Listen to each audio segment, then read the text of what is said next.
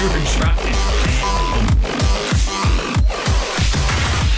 We didn't get a double. We just had a flat out derailment. How in the how did that happen?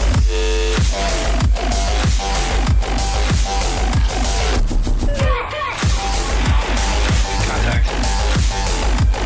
Alright, let's see. Oh, we got it. Okay. Oh, what was that?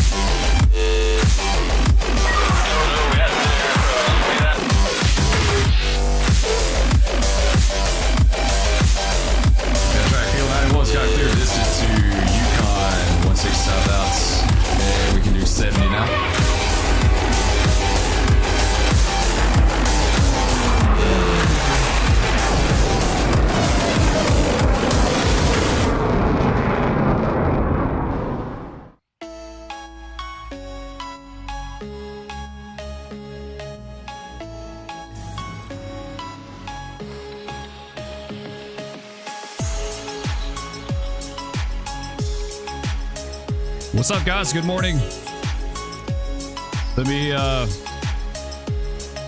do my usual routine here. It's been quite the busy morning. Let's get this music down. What's going on, guys? How y'all doing? We're back at it. Glendale, what's up? Glendale, Rail Fan, French Toast, and Roblox Sirens. What's up? How you doing? Dustin, what's going on, dude? How you doing? Kenny, what's up? Andre, Dangle, what's going on? Let's see who else. NWF, what's up, dude? How you doing, man? Good morning. Hedge, what's up? Good morning, everyone. Yeah, it's been it's been a crazy busy morning, guys. It's been a crazy busy morning. It's going to be a crazy day. We've got 75-mile-an-hour winds predicted in the Panhandle today. It's going to be nice. It's going to be a great day in the Panhandle. I can tell you already. Winds gusting to 75. Like, what is hurricane? What is category 1 hurricane level? Like, it's got to be getting close to it. What is it, 80? Something like that? Cat 1 hurricane. All right. Of course, we're back in run 8. And we're going to be working A55 today. Lamont, what's up, dude? Sounds like an F1 tornado, right? Yeah. 75-mile-an-hour winds today. In some places, higher than that. I think more towards the western part of the Panhandle is going to be higher than that, which is hard to believe, right? What do they call them? A bomb cyclone or something like that we're having. It's a beautiful day, though. I mean, so far, it was pretty this morning. It's going to be crappy in a little bit, though. That's for sure. All right, I was going to do something, and I completely forgot what I was going to do. So we're just going to go to the game stream. We're going to go to the game stream, and we'll get at it. We got a little work to do, guys. A little bit. We always have a little bit of work to do on the railroad, right? Excuse me. We got the A55 here. If you watch yesterday's video, we dropped the train off indoors. Man, it's foggy as hell here today, right? It's super foggy in game. Always work to do. Lamont, you're absolutely right about that, dude. There's never a dull moment in Run 8. Drifter, what's going on? How you doing? Wait, look up on Google. It says 65-mile-an-hour winds plus winds is an F1 tornado. So we're having F1 tornado at least at a minimum. Love the fog. Yeah, the fog is cool. It's different, right? We haven't, like, I don't know if we've seen fog in the game in a long, long time. Maybe you. It seems like you see it a good bit on the A line down in Florida. But not as much up here, right? At least we haven't. I don't think we've seen any fog up here yet. Stay safe. Yeah, we're going to try, dude. We're going to... Winds like that are pretty common. It's about once a year we see like a bomb cyclone like that. Sometimes more. 60-mile-an-hour winds are like nothing for us. Like that's a really, really regular occurrence here. So F1 tornado winds don't start for us until about noon today. So hopefully I can get the stream taken care of and done before all hell breaks loose here. Snowing in Montana. Nice. What part of Montana are you in NWF? I forgot. Do the Storm Chaser. We might have to jump back in Twisted sometime. I haven't been in Twisted in a long time. All right, so here's our train. This is our A55. Let's get him started up. So basically what we did, you know, we went on duty down in Tuscaloosa. We ran the train up here to Norris. We dropped it off. We're going to pick up our outbound and go right back to Tuscaloosa. It's a lot like the A28, except we just have to stage the cars in... we have to stage our cars in Tuscaloosa, but other than that, we're good. Okay, yeah, this cut's all good here.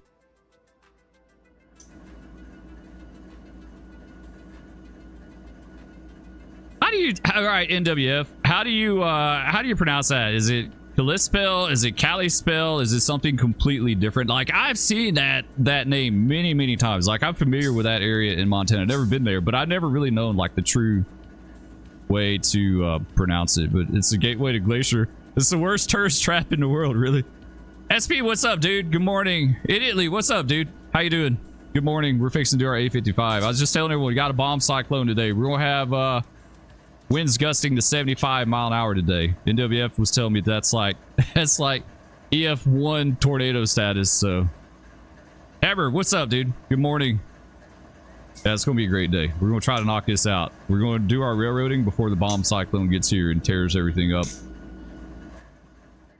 So we gotta take this guy out, and we gotta go over here and grab our train. This is our outbound cut right here. Pretty decent size. Definitely bigger than our inbound cut. Was only 1,000 feet. You gonna fly a kite today? No. I think it would probably carry me away. Kalispell. Okay, I got you. Yeah, I remember that from like Microsoft Train Simulator.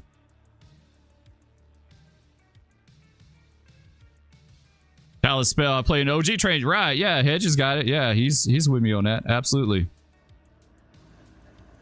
Okay, so we got this guy started up. He's good to go. We can leave this cut and we can just head to we can head to the West Forwarding Yard. Let's get everything set up and ready to go here real fast. I'll go with that. That all looks good. Let's release the handbrakes.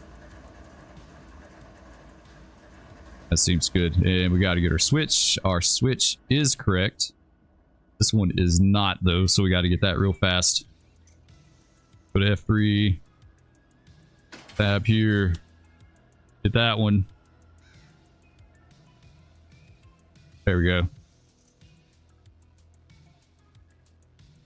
My grandmother-in-law and a father-in-law from Whitefish and Kalispell. Her grandfather worked at Great Northern in Burlington Northern Railroad. Great Northern was a good railroad. You know, it's another one that you don't hear a lot about anymore, right? Like, it goes so far back into the past that people are kind of forgetting about it. Moving on. Great Northern, Chicago, Burlington, and Quincy, Rock Island. Like, those are railroads that, like, you just don't hear much about them anymore, right? Like, they're just kind of like fading into history, I guess, a little bit. Tornadoes there, strength and enhanced Fujita scale. Your wife's grandfather. Very pretty place, but an absolutely horrible place to try to make a living unless you're born wealthy. Yeah, that's yeah, I totally get that, dude. I live in an area in the Panhandle where they had a bunch of oil fields, right? There's lots of lots of oil here. They've had several big oil booms over the years. The last one they had was probably about 2012. They had a huge one in the early 80s, like the 70s and 80s. And so there's lots of money. Like, there's people here that have a lot of money, but it's kind of inflated the local economy. Like, you look at some of these houses for sale around here and you're like, that is not worth what they're asking for by any means, you know? It's like, I could get a house on a lake in Alabama for the price that they're asking for some of these homes around here. It's kind of ridiculous. It really just is. Okay, let's bust up out of here. There we go. Now she's moving. Let's go in the cab. Let's get her windows taken care of. We got to get that taken care of. Can't railroad with the windows shut. It's not possible. There we go. So we got to take this guy up and back through this escape track back through the shop, which is just really kind of weird that you almost have to go up the hump to do that. You almost have to hump your power just to go back to the shop. Nick, what's up, dude? Good morning. There's your SD42. Yes, it is. It's kind of reflecting really weird. What is up with that? That was weird. So someone's working on a mod for Railroader to do humping like this. I think that's cool, but the route that we have is so not geared for like humping. Like, we need more of a we need, like, I don't know. We need something else. I feel like Northern Pacific. Yes, that's another one, Darren. Northern Pacific is another one you don't hear about anymore. Milwaukee Road is another one you don't hear much about any. Like, people just, it just seems like they're forgotten, right? Atlantic Coastline, Seaboard Airline. Like, a lot of those, I guess I kind of call them like first generation diesel railroads, like the railroads that were around when the first gen of diesel came along, you know, like. Okay, that'll do right there. You're working on a headlight restoration on your 2005 Toyota Camry this morning. Nice. Getting to the point where you can't work on cars anymore, right? Like, you really just wait. Whoa. Did we? No, we're good. I was completely off on this. We could have stopped way short. Spur's an idiot. It's all right. We'll get this figured out here in a second. This switch is good, right? Yeah, that switch is good. Gotta get this one. This is the one we need to clear. This one right here. Now we're good. Now we can head to the... Okay. Let's go ahead and swap ends. We gotta stop first, so... There we go. That is lead. Now let's hop in here. Let's get these windows open. Because you can't railroad with closed windows, even in a comfort cab. Does anyone even still call these comfort cabs? Like, I remember when I worked, we used to call these comfort cabs a lot. Is that even a term used anymore? You should have some kind of engine failure when operating. What's up, John? Yeah, we do sometimes. We had a DPU fail on us a while back. I've got it, like, I've got it turned up to about a third of the way. I don't want to have, like, crap equipment and it's failing all the time, right? Like, you know, when I worked, like, stuff failed, but it wasn't like a constant thing. Like, I made a lot of trips okay. It wasn't like stuff was constantly breaking down. So I feel like a third of the way is okay. Spokane, Portland, and Seattle. That's another one. The Texas Pacific, the Texas and Pacific, is that you? I saw you, Darren. You mentioned Texas and Southern. I'm not familiar with that one. Brains and Fishing says, "What local is this? This is A55. This is a return trip back to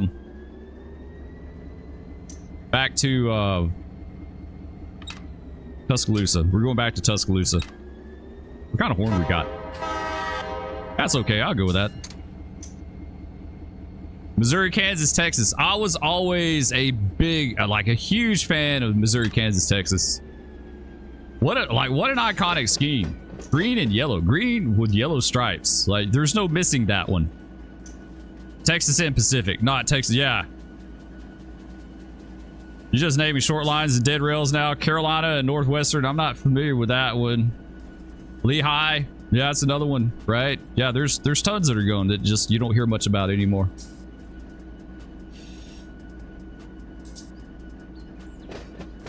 The Rio Grande, right? That was a good one. That was always one of my favorites. Definitely. Especially with that build when they went to the billboard scheme. Here's a historical fact for you guys. The first time they ever, when they went to the billboard scheme on Rio Grande, was for the Kaiser coal trains that went to Southern California. I guess it started in the early 70s. They had the Kaiser steel plant in SoCal outside San Bernardino, and so they did a joint venture with the Union Pacific to run coal down there for it out of Utah. And they had a pool, so in the pool they had to dedicate so many cars and so many locomotives, and it was based on their share of the mileage for that trip, right? So I forget how many Rio Grande did, you know, what the exact numbers were, but Rio Grande did the billboard scheme on SD45 specifically for that train to market because they were going to be sending trains to Southern California. Rio Grande lives under the UP trench coat.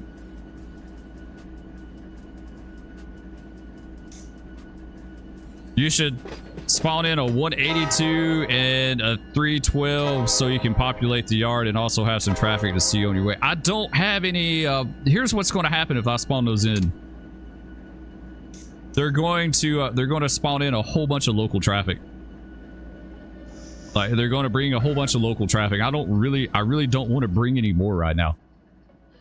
Is there something that I could bring?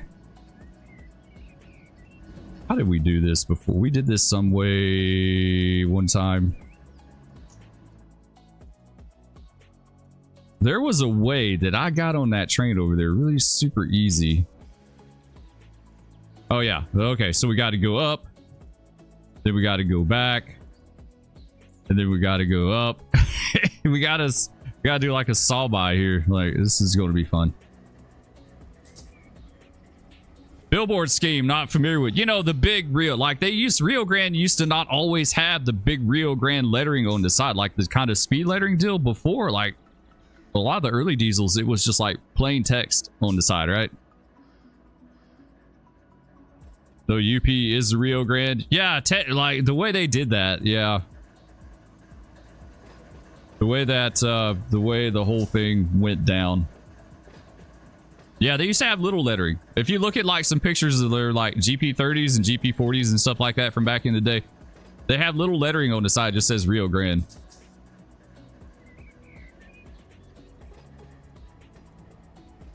When did Philip Anschultz, when did he sell Rio Grande? Like when did he leave that? Because you know, he owned Rio Grande when they bought the SP. And then they renamed it back to SP. So when did he leave that equation? Oh, wrong one. How in the world did I grab that thing? Go get the other side. That's not like... That's kind of a crossover, but technically not. Okay, everything else is lined up good.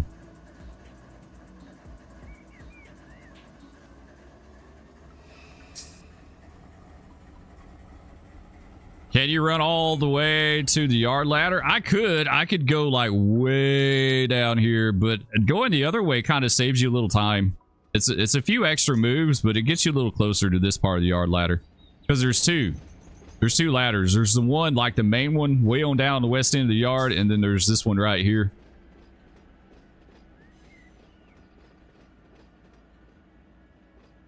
That guy got on the SPDR, the Rio Grande board with the sole intention of selling. Really? Is that the whole reason why he got involved with that?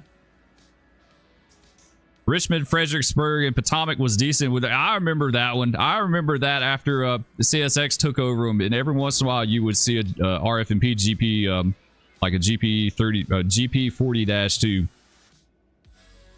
You would see those from time to time, and the thing that was cool about those is they're non-dynamic. They had zero dynamic brakes, which I bet was great, like running in the southeast.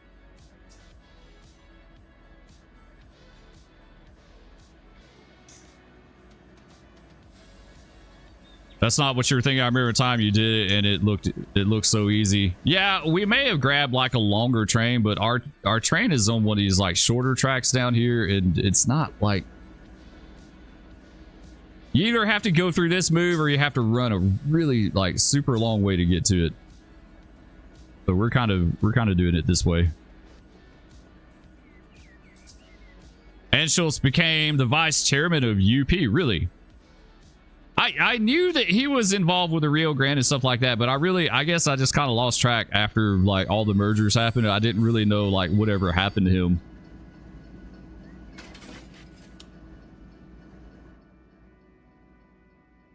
All right, let's see. We good on all these tracks? Yeah.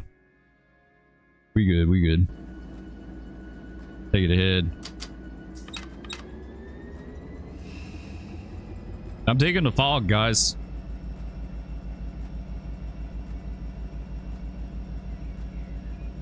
There's this smash like button. Yes, guys, I appreciate that if y'all will. I don't say too much about it, but it definitely helps when y'all do. It really does. It helps with the YouTubes. You know how the YouTubes are. They're really picky. They're really picky. YouTubes. It's hard to grow a small channel on the YouTubes. Unless you're like some kind of screaming drama queen on here that, you know, then it wants to grow. A non-dyno motor is like a pickup without four-wheel drive, right? Yeah, I always wondered. I'd see those RF&P units come up like the lineable sub. So, you know, they came up the fits and the lineable sub and all that stuff and out of Waycross. And I just always wondered, like, when they were, you'd see them in the lead every once in a while. And I'm like, wonder how great that was, you know?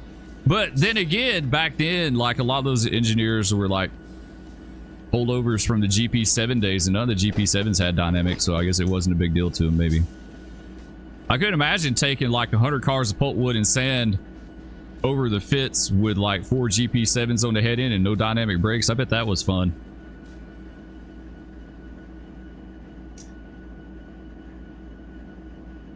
You leave my 88 D150 alone. He's been a good farm truck king.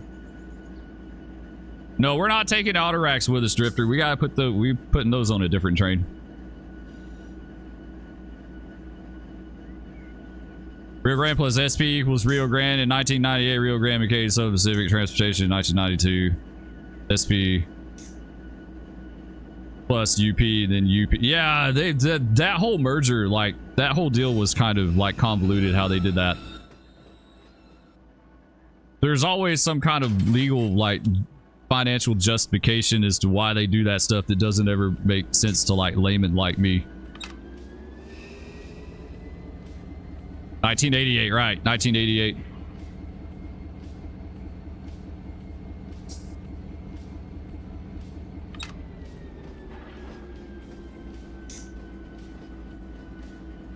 And there's so much finagling with those mergers. It's like the Atlantic Coastline holding a majority stock in Louisville and Nashville long before they ever merged. That's how the ACL got trackage rights into Birmingham, was because they had majority stock, majority ownership. Too many mergers. Yeah, I would agree with that. I think, I don't know. I've never been too much into the business side of it, and I've never been a customer of the railroad, but I can't help but think that it hasn't been exactly that great.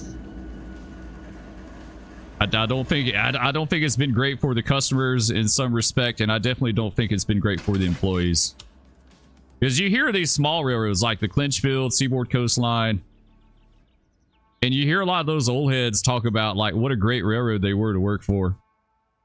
It was like a family. I've heard that a lot of times about like the Clinchfield, like it was a family thing. But not so much now. And the mega railroads are just a number. Like no one cares. They don't care. You're just a warm body. If you get run off, then there's like 20 people waiting in line. You know.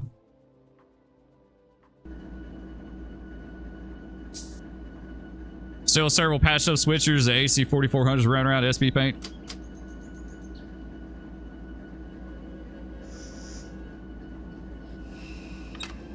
All right, let's go grab a train. And she done rolled on down there. I didn't set the brake. She's rolling away with us.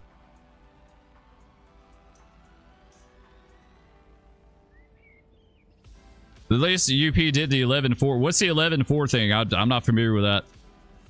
You can mix freight. What? Yeah, we're going to take his mixed freight down to Tuscaloosa. This is a feeder local, Drifter, so we're going to take this train down to Tuscaloosa. It's got cars in it for the two other locals down there. So this is like the big daddy local, and then you got the baby locals down there that work off of it. Two of your board members at the museum were beginners on the SAL and the Clinchfield. They're engineers.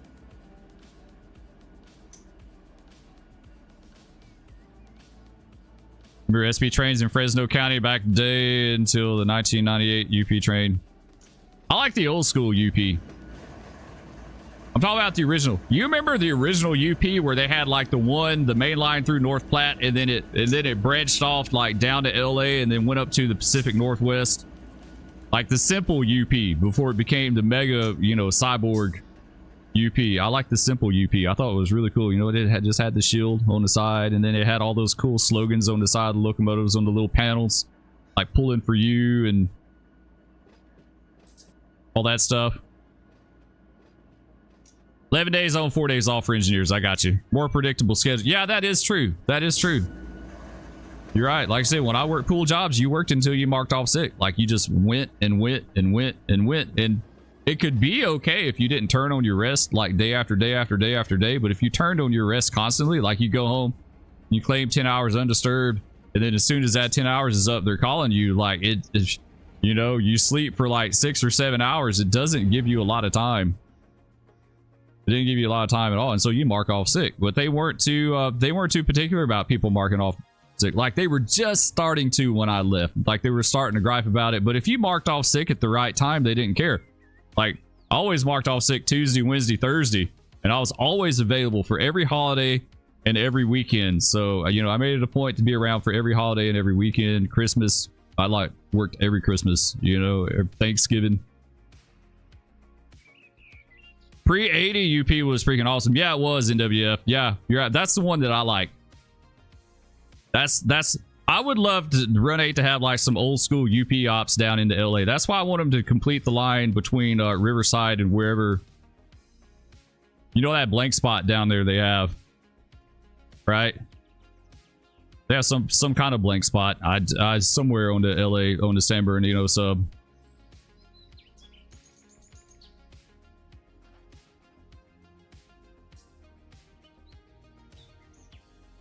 Why is this dude so we're doing 15 mile an hour, but this is like the slowest dang 15 mile an hour I have ever seen. It's taking him forever to get down here. See, if we'd gone all the way down to the other end, it would have taken we would have gone dead before we got to our train. Wasatch grade in 1970s in Run 8. That'd be a Rio Grande route would be really cool in Run 8. Which one, guys? Which one do you think? Tennessee Pass or the Moffett? If you could have Run 8 with Rio Grande, which one? Tennessee Pass or Moffett? I think both of them would be awesome. Tennessee would be a challenge, that's for sure. Let's slow this guy up. Whoa, stop, wait, I don't want to do that. Don't grab, no. Stop. We don't want to do that yet. Actually, we're gonna get our train laced, and we're gonna put it on yard air. Let's do that real fast. Actually, I'm glad I thought about that. Let's lace them and put them on yard air. Train, air brake sheet. There we go. Shift F7. Alright, now everything's good to go. We can even get our EOT down here if we want. It's a decent train. Like, with all this interchange stuff in it, she's pretty decent. Attach EOT. And open. There we go. Now we can grab her.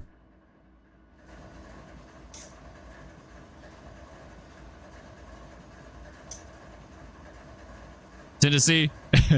Everyone says Tennessee, right? Like there's like no debate. Moffitt's cool, but you're right. Like it's just a big tunnel. I mean, really, right? Am I wrong in that? Like, it just seems like it's just a big tunnel. Tennessee's where it's at, though. What? Tennessee was like, what, 3% grade or something? Tennessee passed during the 90s. That's when they're doing that, what, pellet train, the taconite train or something, right? Weren't they running some kind of, oh, it's raining. That's cool.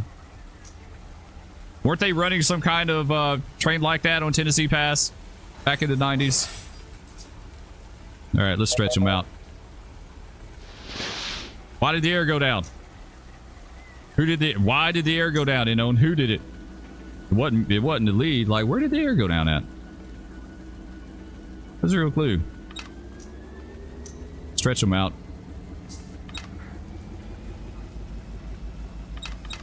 All right, we're good with that. Why did the air go down? I haven't even touched anything. Did it go down? Yeah, it did. It completely dumped. Why did it dump? It's even bottled. Is it because we had the EOT on and it's one of those air-driven EOTs, so it just like used the air? 1995 Tennessee Pass saw more trains in the previous 10 years. Next year was taken out of service.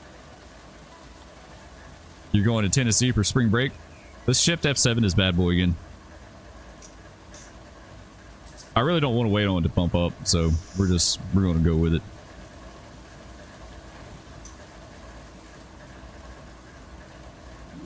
All right, let's see what she looks like. Get her wipers going here. Tennessee Pass would be, yeah, Wyoming, Cheyenne, and run a Sherman Hill. Sherman Hill would be cool. The only thing about Sherman Hill is it's like you see it a lot, right? I'd like to see him rise past again. It's been a long time since we've seen that one. Sherman Hill would be cool. Sherman Hill would be cool like during the old school UP days, right? Like the NW, who was it was saying the 1980? Yeah, NWF was saying 1980s. UP.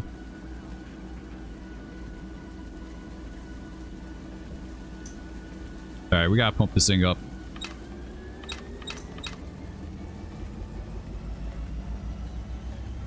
Pump it up now. Pump it.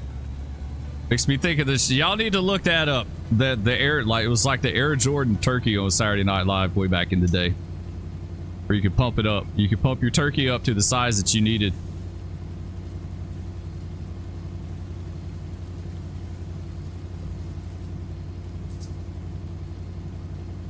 Yeah, Tennessee Pass. I'd be all about that. I kind of like, I always kind of thought the Rio Grande and the Grand Junction would be kind of cool too. There's a yard near you that all they do is load and unload truck containers. Yeah, containers are where it's at. Trainsim World 2, you have the Wyoming, Cheyenne, Sherman Hill. I do not have Trainsim World. I almost like re-entered that franchise a few months ago and I decided not to. I don't know how much replayability there would be for me in that game. I really don't. I think it would be something that I would play a few times and do a few videos and then I'd be done with it.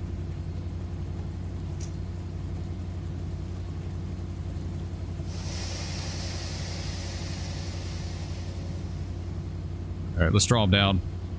Get our brakes look like.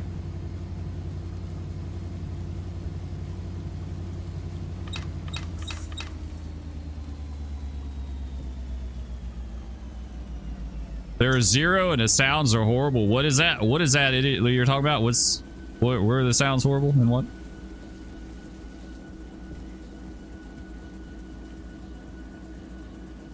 I think YouTube is being kind of weird for some reason. I don't know why. Dovetail hates the US? Yeah.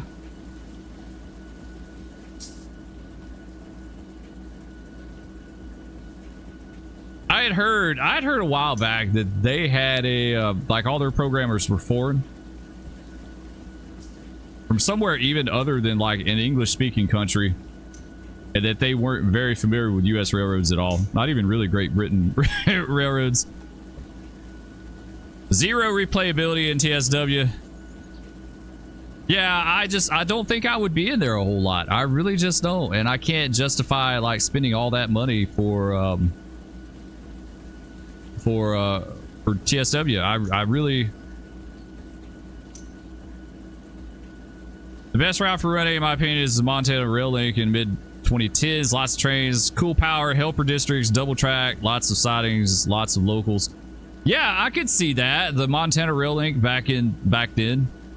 It's got everything you could want in Run 8 route, plus this MRL, and no one would complain. And they had a lot of BNSF run through stuff too, right? Didn't they have some BNSF run through trains? All right, so we're down on the bottom there. 901, what's up, dude? How you doing this morning? Hope you're doing good.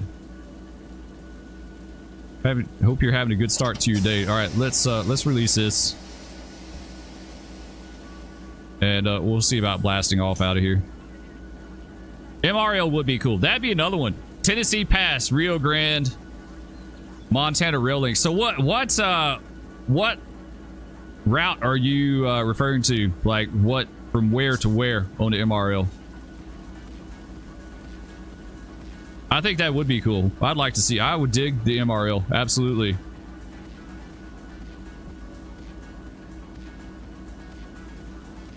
All right, air's coming back up. Everything's released, looking good, so I think we're set, guys. Let's go ahead and start pulling.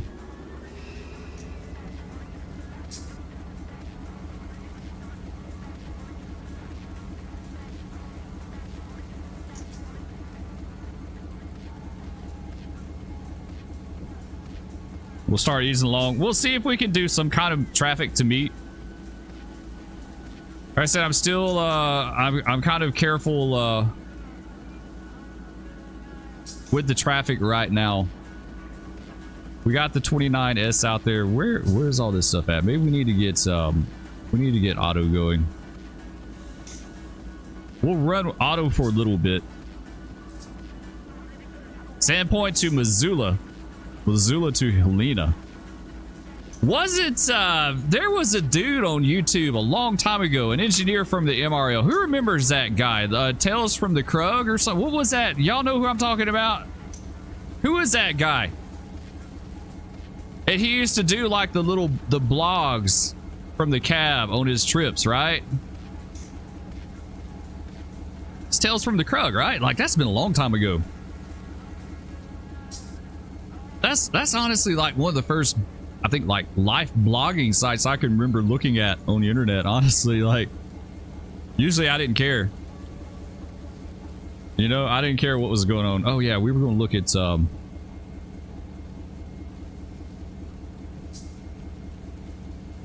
good route that would connect some stuff in Run 8 would be Lineville Sub, but I want to see the East End from Birmingham to, yeah, the East End would be really good. Lineville Sub would be good too. Here's the problem with Lineville Sub. The NS AGS is its own region, and High Rail's Fitzgerald is its own region. So unless they come up with a way to connect two different regions, which maybe they could, maybe not, I really don't know. I just don't know how that would go down. But that's going to be the problem, is they're two completely different regions, and like regions for game purposes, right? Not like physical real life. Missoula to Helena would be awesome. Challenging climb and descent over the Continental Pass. Yeah, that would be. I want to say that's the that's the route Tales from the Krug worked, right?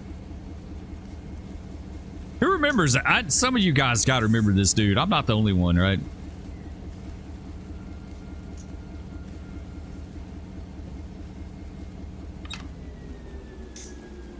Man, this rain is coming down.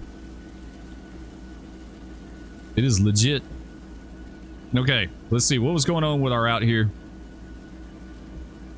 M210 is coming up from somewhere.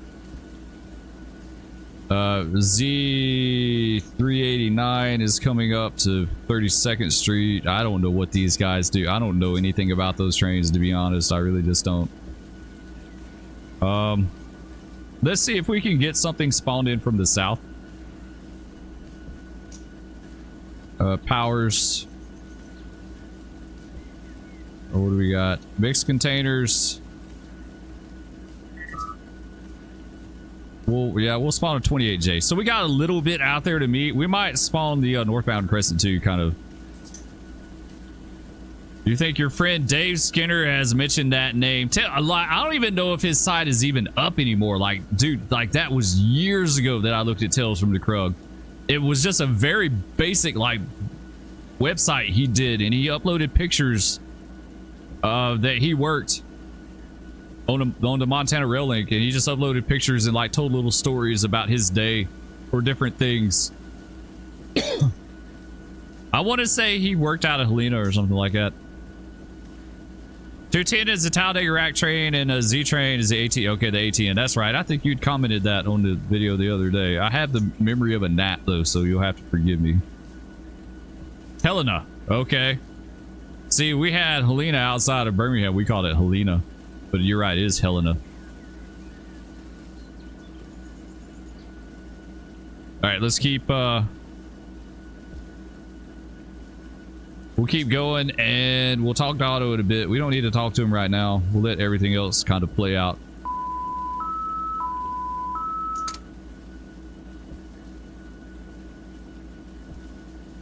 I can't hear the defect detector yet in Run 8 train. Are you talking about my defect detector or your defect detectors? Because we haven't gone over a defect detector yet. Redneck, what's up, dude? How you doing? I'm taking the A55 back south today, bro. We're going back to Tuscaloosa. We've got what do we got today?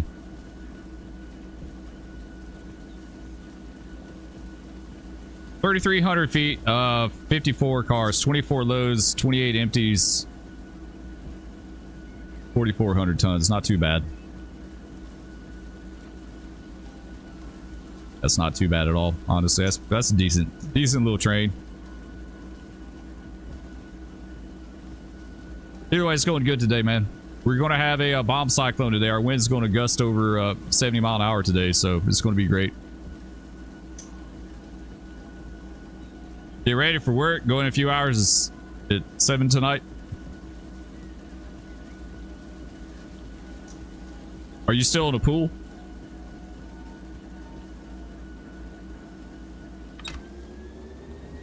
Okay, looks like our switches are good up here, so we can just roll with it. Yeah, let's go ahead. Let's get on. Man, I'm digging the rain. The rain's kind of nice.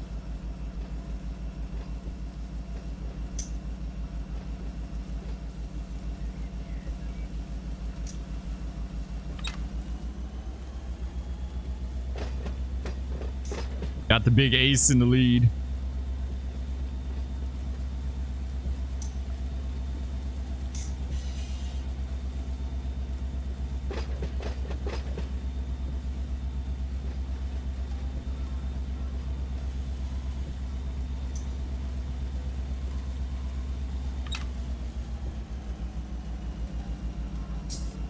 Where the UP Heritage, you talking about the Western Pacific? We sent that thing to Atlanta in the last live stream. We sent it to Atlanta. We built the Atlanta train and we got it out of here. According to outsiders, us Montana people have a strange accent and pronounce stuff weirdly. I think that's true. Like any location. Like here in the Panhandle, we have Miami, but it's pronounced Miami. And don't you dare call it Miami. Don't call it Miami. People get torqued. It's Miami, but it's spelled exactly like Miami. It's just Miami. Never been to Montana. I'd love to go to Montana. That's Business Spur and I have talked several times. We want to make a trip at some point. And I want to go to Deadwood, South Dakota. Like I want to go up in that area. Never been up there. We almost moved to Wyoming. We almost went to Cody. Business Spur had a job offer back years ago to go up there. We weren't sure about the weather.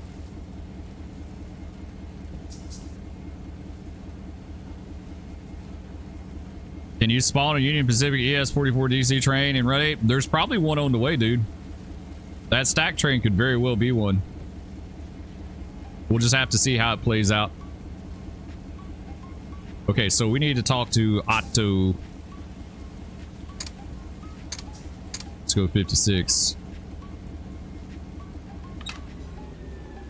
A little bit faster. Let's do 0803.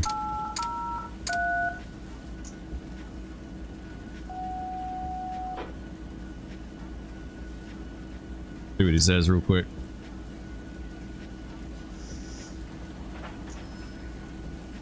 There we go. It was a light. Otto. Does you ever come to Montana and want to know good rail fanning spots up Rise Pass and down on the MRL? Just hit me up. Absolutely, dude. I think that would be fun. It'd be something different to see. That's the kind of rail fanning I would do. Like, I'm not very interested in rail fanning at all now. Honestly, like, I live on a transcon. There's like 60 trains a day comes through here, and the only time I ever even pay attention to them is like when my youngest daughter is with me because she likes to see them. So, like, we go to the hardware stores close to the tracks. We'll go look at them, but you always have rain or storm when you do A-line. Yeah, A-line has a high potential for rainy weather and fog and stuff, but that's just because it's Florida. Like, they do something, they base it off real life weather somehow. It's not quite the same. Squinkies, what's up, dude? How you doing, man? Good morning. You guys don't have our scenery though? You talking about here in Texas? Yeah, we don't have any scenery where I live, dude. We don't even have trees. Trees are few and far between. The trees that we have are all mangled cottonwoods. Did you give us a light or no? Looks like there's a green in there. I can't tell. Like, I don't know what's going on with that. Let's slow her up a little bit here.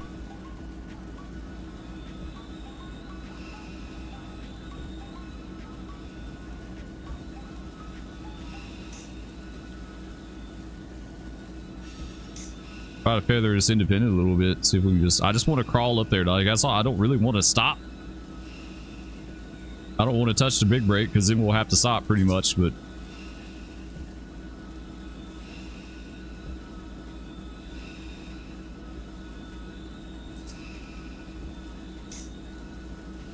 there we go. All right, I think that's good. Let's see. We need to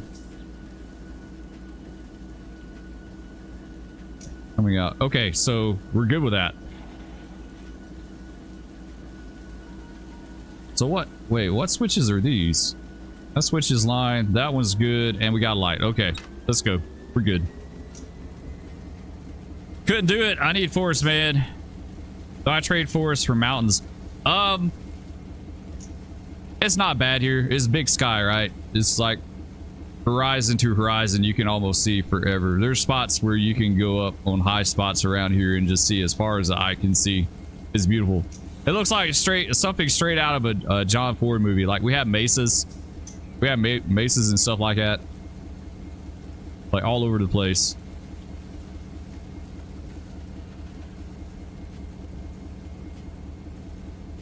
I try to rail fan when I can, but being a full-time prison guard is hard with my hours. Yeah, I totally get that, bro. Life always gets in the way. I'd be stoked that I could take pictures of tornadoes. Dude, we've had, like, so many tornadoes around here for all the years that I've lived here, and I've seen lots of funnel clouds. But I've never gone, but, like, I always have my kids around, you know, and I'm not going to storm chase with my kids, like, absolutely not. And plus, I don't want to beat our car to death either with hell. Like, y'all seen Reed Timmer's car after he goes chasing? Like, that dude can't even rent a car anymore. Did he ever get that taken care of? Because they said he couldn't rent. He couldn't go. Like, how did that even work? How did he do that? How did he go to a car rental place and rent a car and just get it beat to hell? Like, no tomorrow with hailstones, and then take it back. I don't, like, how did he pull that off? You just couldn't live out there. It's beautiful. It's very different. It's beautiful here at night. It's a completely different speed here. It really just is. It's completely different speed. Prison guard, that's got to be rough. Hope it pays what you deserve. Yeah, I had a friend that was a prison guard for a while. He used to tell me stories of some of the stuff they'd have to deal with. It was crazy.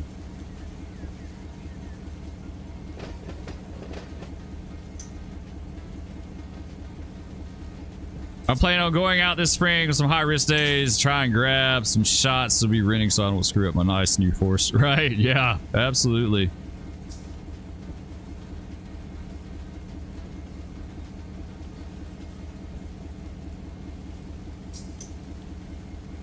Corcoran. Is that how you pronounce that? Is where Manson was at? Nice. That dude was crazy as hell. I'm always captivated. I was captivated with his interviews because you never knew what was going to come out of that dude's mouth, right? Like, did anything ever make sense? Like, seriously.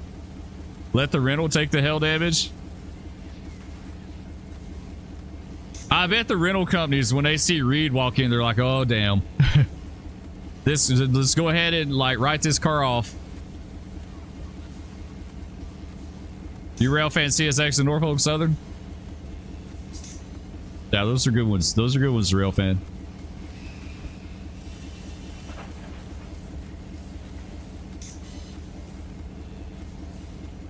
Horseshoe curve back during the Conrail day or the Penn Central days, the early Conrail days when they had all the different paint schemes. You wish you got to see more CSX power. It's all pretty much the same now, dude. What you needed to see was CSX power like 20, 30 years ago. Late 80s, very early 90s to me was the absolute best. Like from the formation of CSX to about 92 was the best, because like when 93 rolled around and especially by 94, things changed big time. Like they were repainting stuff like no tomorrow. Once they finally figured out what paint scheme they wanted to go with, they were painting stuff like no tomorrow. Yeah, we need to go in dynamics. The early CSX days were the best by far. Like I said, you can see a train with 8 locomotives. It'd be 8 different types of locomotives and 8 different paint schemes. Like it was literally that diverse.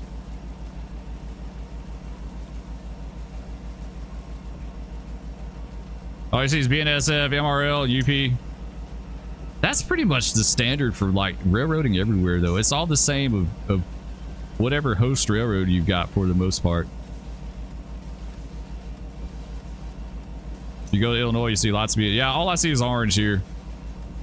We went to Amarillo the other day, and we saw like the Transcon was busy. Man, it was like one train after another, just a parade of them. Like one would go by, like the highway follows alongside the Transcon for like 50 miles, you know, and you'd meet a train and then you'd see another headlight coming. It was literally one after another. We saw some Ferromex and some NS power. I think that's the only forward power that I remember seeing. Oops, wrong way, Spur. Back the other way.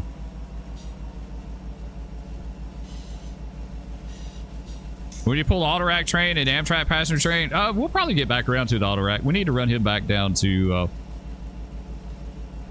Vance out of Mercedes. We need to do the auto train on the A-line on Savannah. Say all the class 1s, Railfan, BNSF is the best. Lots of Jeeps, locals, Dash 9s, H2, H3. Yeah, I did see some H2 and H3 the other day. I haven't really seen Jeeps around here. Not like you used to. You used to see GP39s and the GP60s all the time on locals. You used to see the B units, the GP60Bs. Like, you used to see all that stuff. And every time I've seen the local outside of Amarillo, it's always been like Dash 9s or something.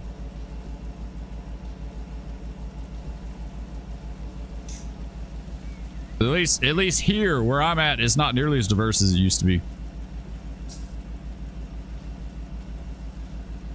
Put the CSX on the Amtrak passenger train with the auto rack train, the auto train.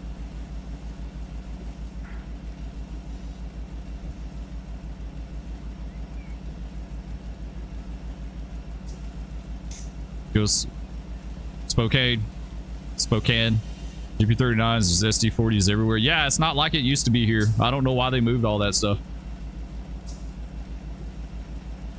Used to see all kind of like GP39s that were painted for BN and Santa Fe. Like, used to see those consists a lot, like a BN unit and a Santa Fe unit on a local. You don't see that anymore.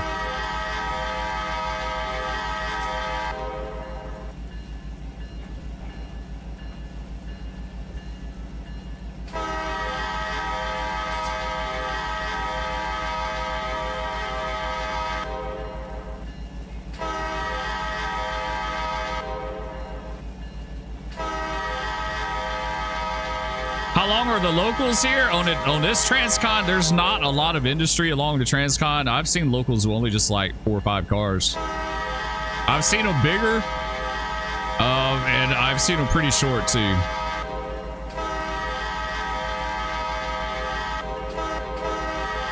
There's really like, there's not a whole heck of a lot between Waynoka and Amarillo. I mean, there's some stuff over in Pampa. There's some stuff outside of Woodward, Oklahoma. That big, what was that? Like, I don't know what that place is over there. Some kind of big plant. I thought it did something with turpentine, but I'm not sure. Some kind of big plant over there. What power do you get right now is 6-axle stuff. It's like wide cabs on locals. Like I said, all the other stuff went away. At least the last few that I've seen. It's been a while since I've seen a local around here, but like I said, it was regular GP39s and GP60s, and then that stuff all disappeared.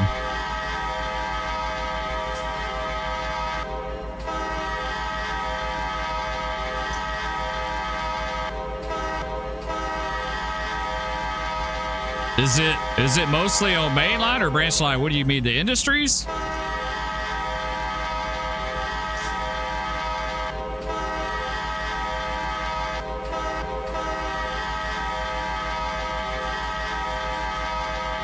Yeah, they're all pretty much right off the main. That place in Woodward, they kind of go back down in there a little bit, but that's like a huge, like a really, really big plant. So I imagine the track down in there is pretty decent for the amount of stuff that they do in there. Yeah, everything here is pretty much just right off the main.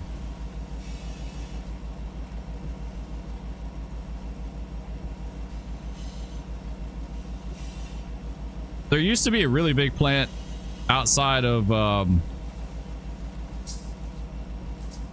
Pampa. I can't remember what they did there, but they tore that down, and then now they do something with ethanol there, like it's some kind of ethanol plant or something. BNS, all the Jeeps went to the branch lines now. Yeah, that could make sense. Yeah, they don't need them as bad here. They can get away with the 6-axle stuff, which really sucks. Out of all the routes you have, which one do you enjoy the most? I really enjoy this one, and I really enjoy the Fitz. I say the Fitz is like running wise, like keeping you busy and like making you do things. I think the Fitz is by far the most challenging and most entertaining. Like, because you could be, you know, doing 50 mile an hour down a 1% grade 1 minute, and then 15 mile an hour up a 1% grade the next, you know. Lots of hogbacks and stuff like that. Lots of like really kind of tricky areas.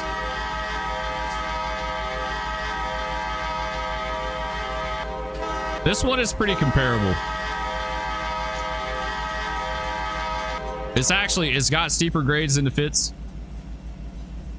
They're just not as long. There's your cab signal there, Drifter. Which technically shouldn't be working on this route because they don't have cab signals on this route. But tornadoes starting to pop off a little down in Louisiana. Yeah, I saw they had some tornadoes in Texas yesterday too. Where was that? Down in North Texas or something? Maybe I saw some pictures on my Facebook feed this morning that showed damage from somewhere. I can't remember where. Somewhere over there. They have 90 pound rail up here from the 20s. Whole light rail all over Montana, same Idaho, Washington. Yeah, probably the worst rail that they work on around here is the grain elevators. Those usually look like they're pretty crap, but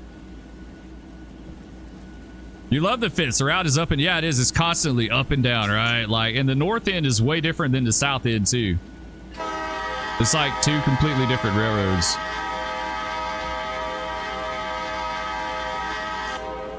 Fitz is a lot of fun to run. It's got a ton of road crossings. Like, you're constantly like messing with the brake. blowing the horn, going in and out of dynamics, you know, however you want to run. Like the fits is really, I think it's the most challenging out of all of them. Like there's some spots on the fits, if you're not careful, you could definitely get a knuckle.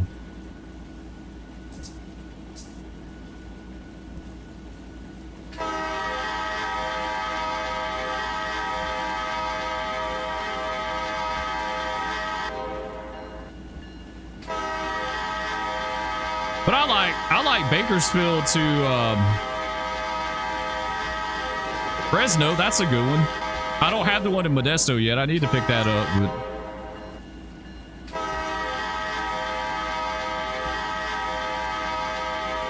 yeah, it is. It's very challenging. Yeah, the fits absolutely is. The fits will get you. If you're not careful, the fits will get you. Like running over some of those knots and sags and like having a long train and like controlling your slack. What is that about Searchlights, Drifter? There's lots of Searchlights on the Fitz. The Fitz has tons of them. What's all the X Great Northern Pacific SPS branch slides never got upgraded anything more 90, 100-pound rail. So BNSF can't run. Yeah, I get that now. Yeah, you're right about that. I didn't even think about that aspect of it. And as they start to run out of 4-axle units, they have to kind of make sure that they like maximize them as far as where they use them.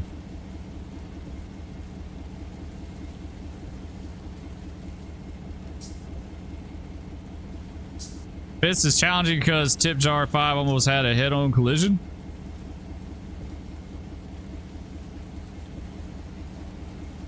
They've had some wrecks on the Fit. They had a wreck on the Fits. This is after I left, but they had one down at Sesam's. I can't remember if they rear-ended each other or if they hit head-on. There was something that happened down there between two trains. And then when I worked, they had something happen on the double main south of Malk. I think a train ran into the back of another one on the double main, like they were stopped. One was stopped and the other one got into the bottom.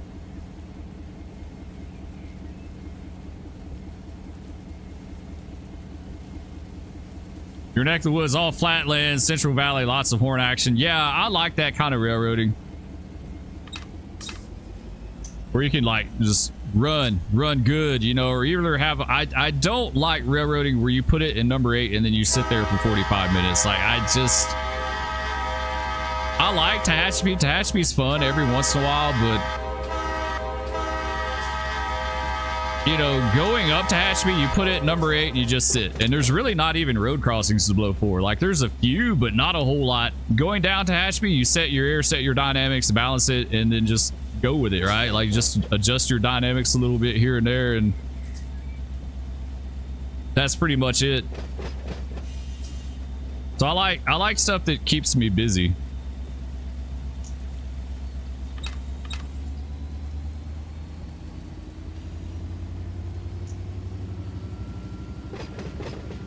All right, we got this 25 down here, so we're not going to go out of puzzle switches here.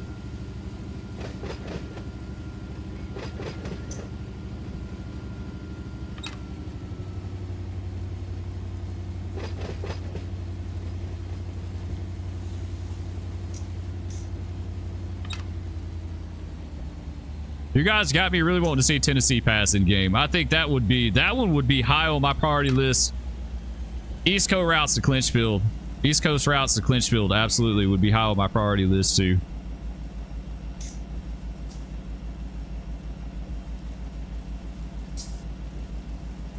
To be on the edge, right? What, you mean when you're balancing your brakes and your dynamics? Where's the CSX train to spawn? I think it's already gone by. I think we missed it. Yeah, they've already done their thing. Let's spawn in Amtrak down south. Let's do we're gonna have to do it this way. Train. Where's he at?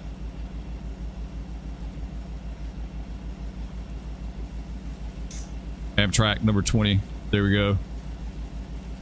On his AI. We'll make it kind of busy. We'll have some stuff going on. Whoops, we're getting a little fast. We went over that knot back there.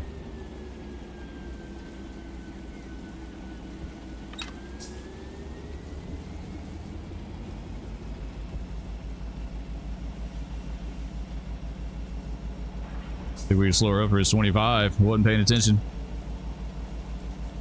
Tennessee Pass, MRL. Yeah, I would absolutely agree with that. Lynchfield, I'd like to see. But I think those are like big contenders for the next routes I would like to see in game. Darren finally got the AGS. Nice, dude. You're not going to be disappointed. It's a good one.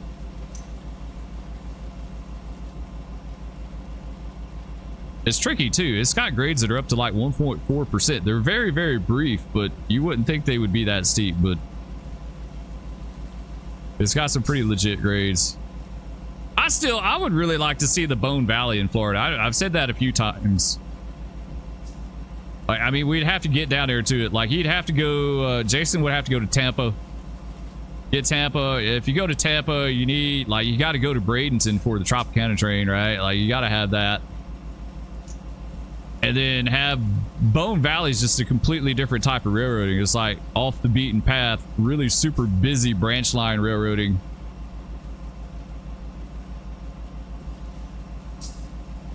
You have to head out, finish your headlight restoration. Thanks for the stream, Spur. Have a great day, week. All right, NWF. I appreciate it, bro. I hope you have a good rest of your day.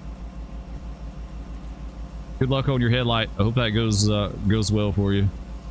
Because if it was me doing it, something would happen. I guarantee something would. I would run into some kind of problem, right? Like, it could be the most mundane thing ever in the history of repairs, and something would go sideways. It always does. It never fails.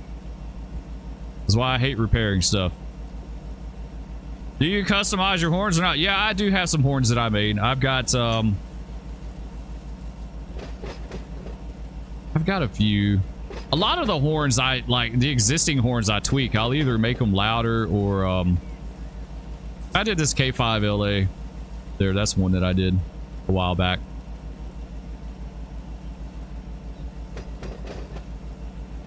There was one of the horns that I got. I just made it louder. I had to take, it wasn't very loud, right? That's the only thing about the horns, like when different people do them, is they're not really normalized as far as volume. So some of them are like really quiet and some can be really loud. So I take them in Audacity and tweak the volume. All right, let's count this bad boy down right here.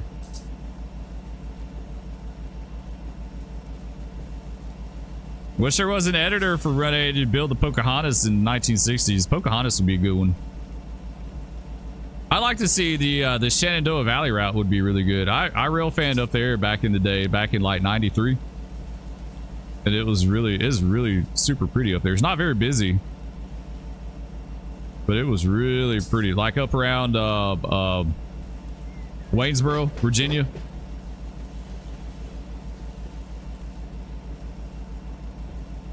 Saw some cool like everything I saw was Spartan cab NS units and Conrail units, so that's kind of cool. I saw I caught a coal train up there and a grain train.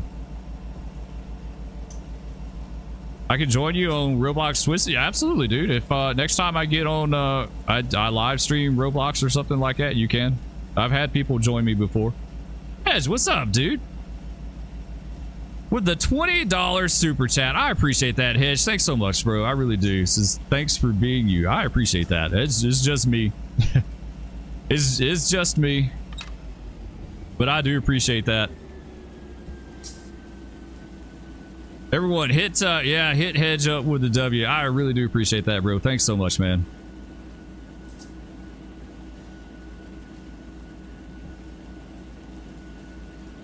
Man, there's a lot of times I don't even know what to say. I mean, obviously, like, thank you, but like it blows my mind to be able to do this. You know, it really, like, it blows my mind. And people enjoy, you know, like I never would have guessed in a million years, like, doing this. But it's something like I love doing, and I try to continually like work on it. There's more stuff that I want to work on for it, but I do appreciate that. It helps out a lot. Helps me do more stuff with the channel. All right, We're out of our 30 now. We can do 55.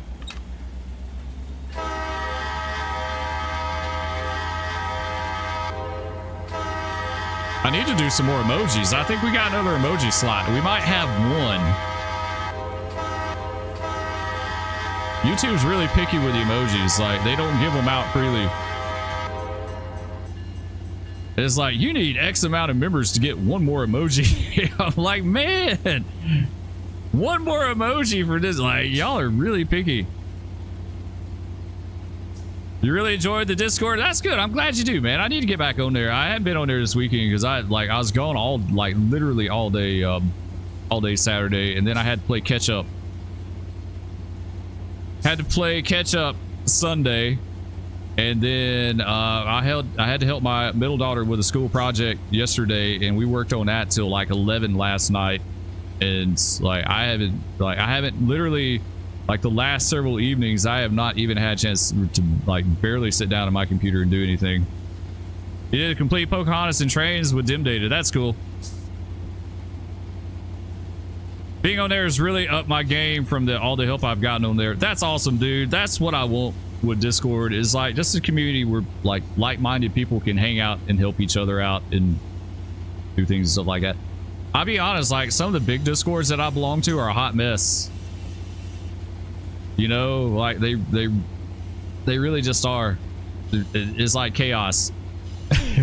It really just is. Like, some of them are just absolute and total chaos. Like, you don't even know what's going on. Like some of the big DCS Discords that I belong to, there's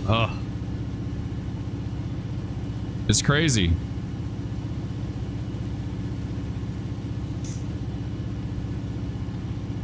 They're all getting you up and running on the voice chat and stuff. Sweet.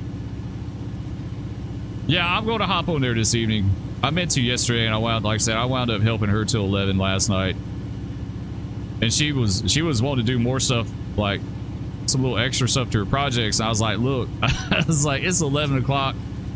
We got to call it. Like, you're good. You're good to go. You did good. Like, we got to call this and move on.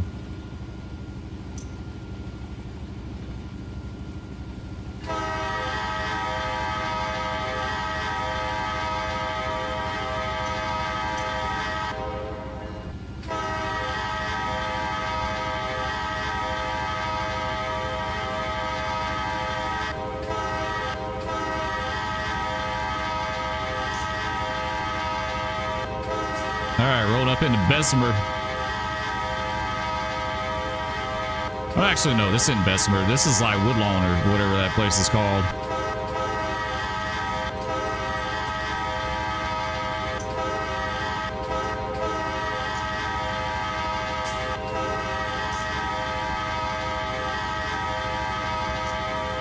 There's lots of crossings. That's what I'm talking about. I like blowing the horn. The most enjoyable part of being an engineer, right? Is wailing on the horn.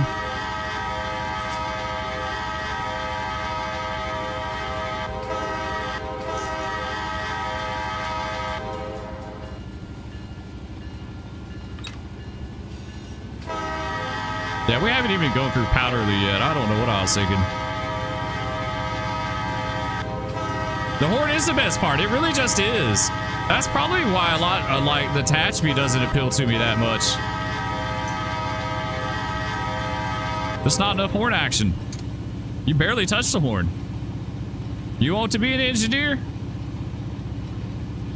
Trains and fishing? Yeah, absolutely, dude. That being an engineer in itself is fun if you get on with the right company. Norfolk Southern detected. Milestone. You just gotta work for the right company.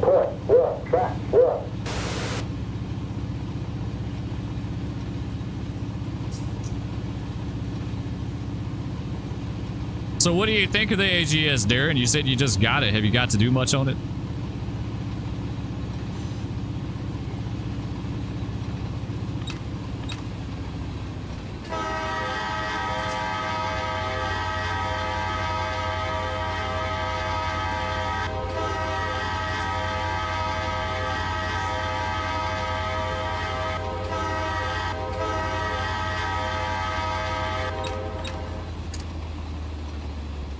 Trying to figure out what I did with my phone. It's sitting right here in front of me. I'm the world's worst. I'll be like, hey kids, where's my phone at? It'll literally be in my hand. Norfolk Southern detected. Milestone 147.1 track 1, no defect. Nice, no defects. Axle 220, no defect. You want to do 10 more years as a prison guard and apply for being SF here in Fresno County. So are you like trying to get your state retirement or something and then go?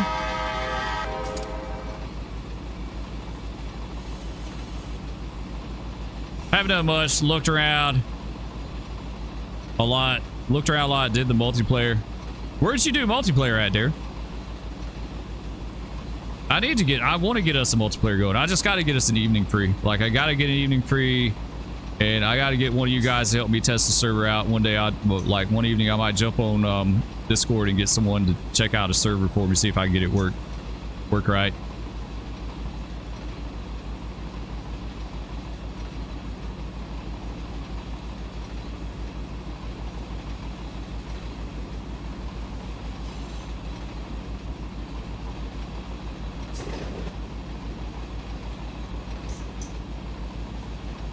All right, coming through Powderly here.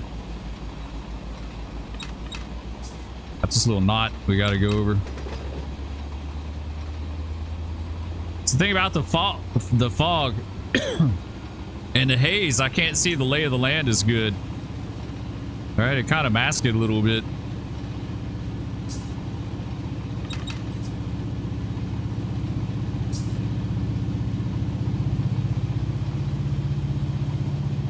You play late at night so you don't blow for the crossings. Can't wake up the wifey.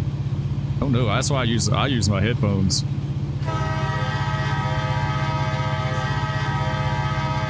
Yeah, 10 more years. I had 20 years in corrections. I'll be 43. I want to live my dream on rails. Being a guard is very draining. Yeah, dude, I totally get that. I worked with some guys when I worked that hired out later like that to work for the railroad. One guy in particular, he hired out at like, he was in his 50s. I want to say he was in his definitely early 50s, if not like mid 50s, when he hired out with CSX. And it was purely just like, for him, it's just something he wanted to do. Yeah, he did. He was on up there. It was just something he wanted to do. And I don't even think he really needed the money, honestly. Like, I think it was just something for him to do.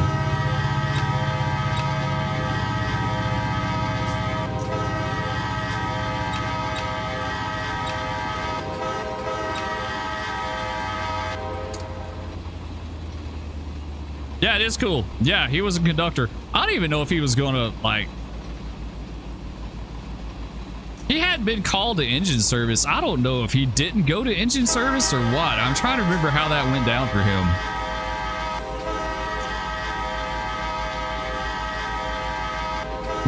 Maybe he just hadn't been called.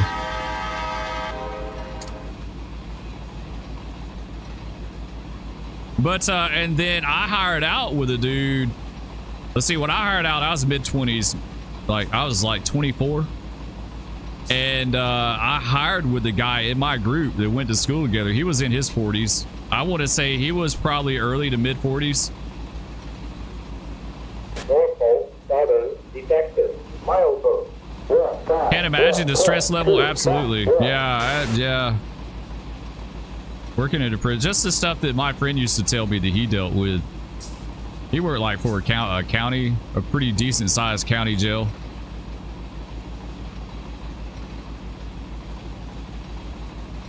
Five days a week with mandated overtime. Yeah, that sucks.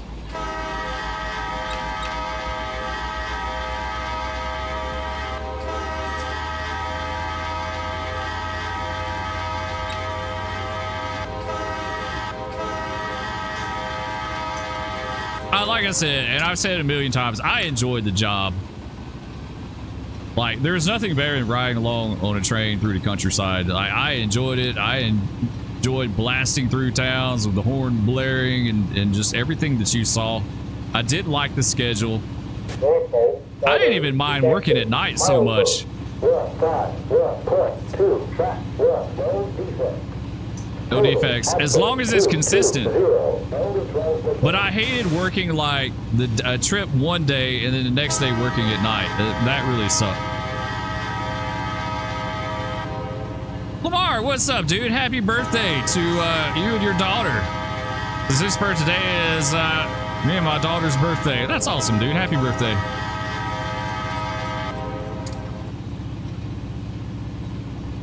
Missed the beginning of the stream, but I've been loving the series. I was catching up on the other AGS vids and playlists last night. Awesome, Joe. I appreciate that, dude. Good morning to you. I hope you're having a good day.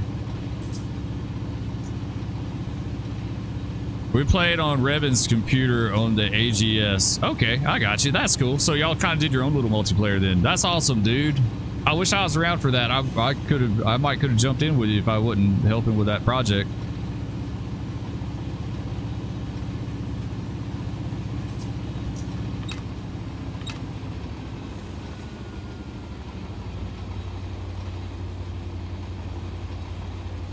Trains might work for CSX. They're all right. I don't really know if any company is that great over the other.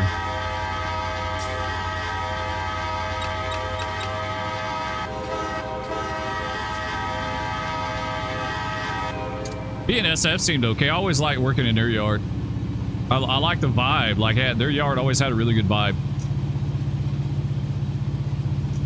I said, I've gone in their yard before and like they give me yarding instructions and I wasn't sure on how to get to the shop from the west end of the yard, and I told him that. I was like, I'm sorry, I don't know how to get there from here.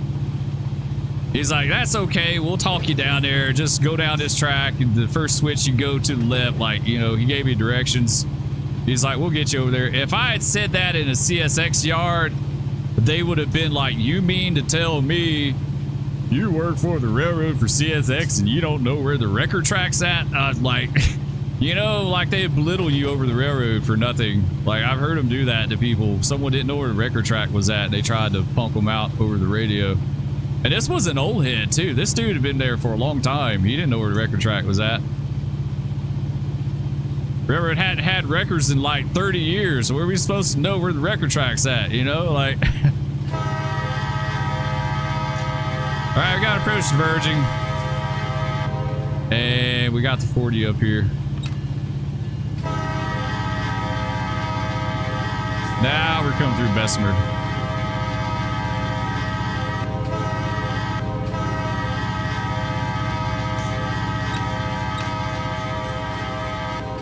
No, these little bugs love to go, like, they're playing with fire.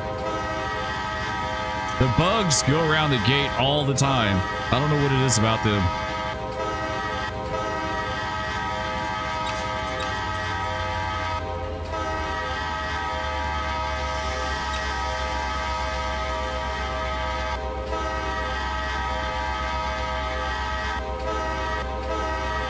All right, under the Elyton.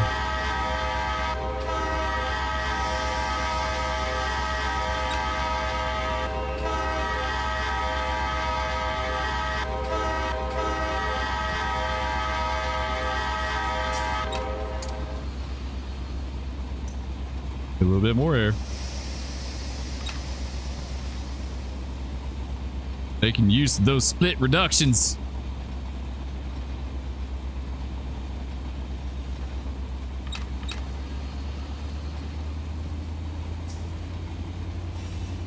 Did you say anything CSX would hire an electrical engineer? Dude, I really don't know. Like, as far as their climate now is like they're hiring, I really don't know. Norfolk, southern, detected. Milesburg, 155.3, track 1. It's hard to say. It's changed so much since I worked.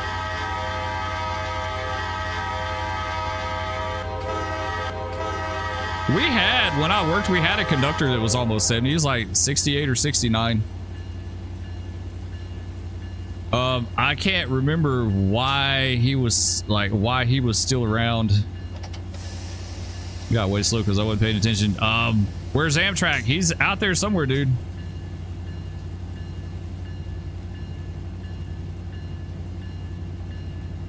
Yeah, they're making a meet down at Fleming. Yeah, they're making a meet up there at Fleming. Looks like it's him and that stack train, that northbound stack train, are making some kind of a meet. He may run around that stack train. Well, I'm kind of interested to see.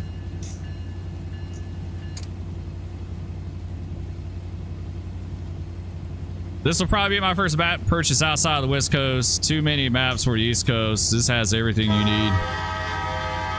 Yeah, it's small, it's manageable. I love the high rail stuff though, because it's just what I know.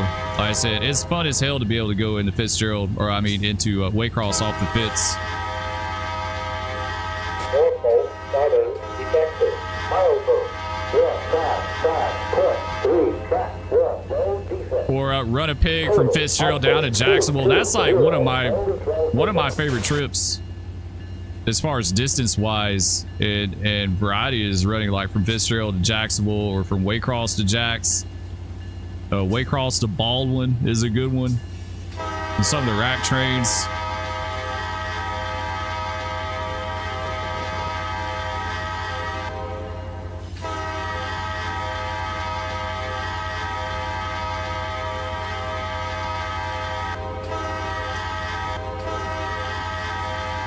Count that down.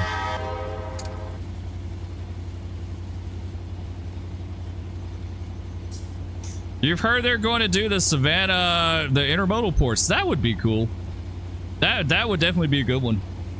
I've heard something about that too. I can't remember if I heard someone else say it or if I heard Jason specifically say it himself, but it would be cool.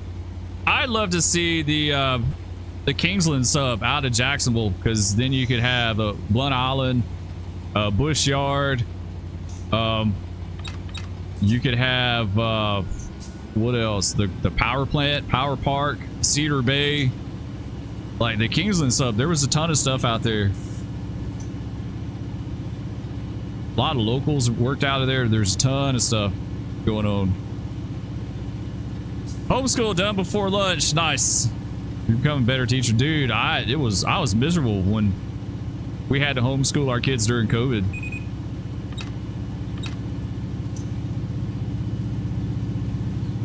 You're gonna talk about Mesopotamia with Spur talking in my ear.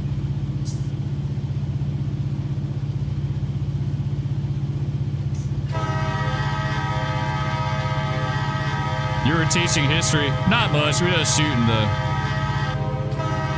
breeze. We just went through Bessemer. We're down on the single main. Man, she feels kind of draggy to me for some reason. Are we dragging brakes? Like, is there something going on with this thing? No, we're good. Never mind. I don't like cheating too much on that, but it just felt draggy. She's draggy just because she's simply draggy. She's 2 HPT. It's not like the 6 we had the other day.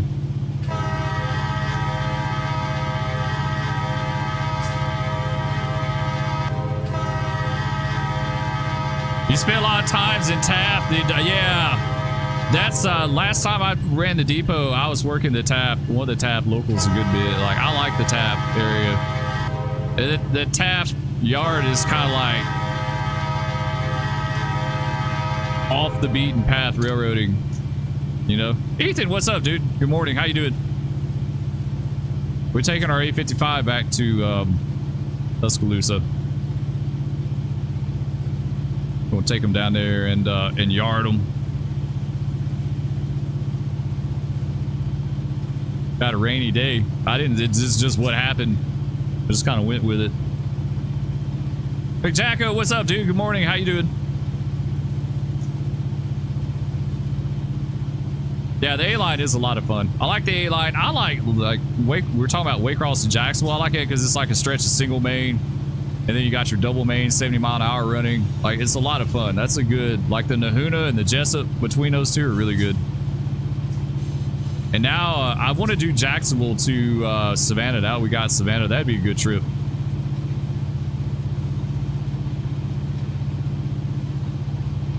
Those dudes, those Savannah guys had it rough on the south end. Man, they would run like Savannah to Waycross to Jacksonville, and Jacksonville back to Savannah, so they'd be going for like days at a time. You waiting for rain? We got a bomb cyclone today, McJacko. We're gonna have winds gusting to like 70 or 75 mile an hour today. It's getting close to time. In fact, I think it starts about noon.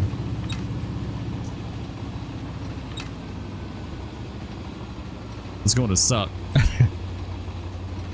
A good day to stay inside and play games. Yeah, if our power don't wig out, that's the only thing I'm worried about.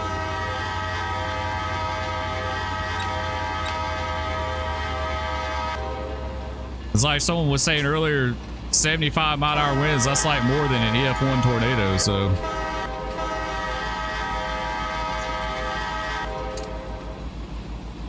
We'll see. We'll see how that goes. Make sure I got everything fastened down outside so it don't blow away.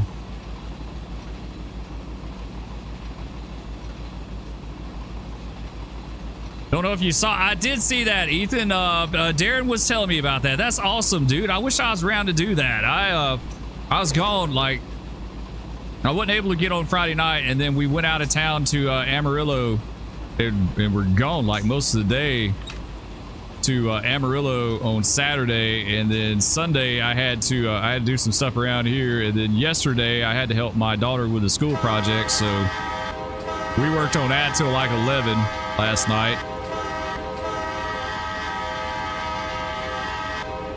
But I'm glad y'all did that. That sounds like a blast. I want to hop on one. I gotta get an evening free where I can do that. Been stormy all night and they still tested tornado siren. That definitely woke me up.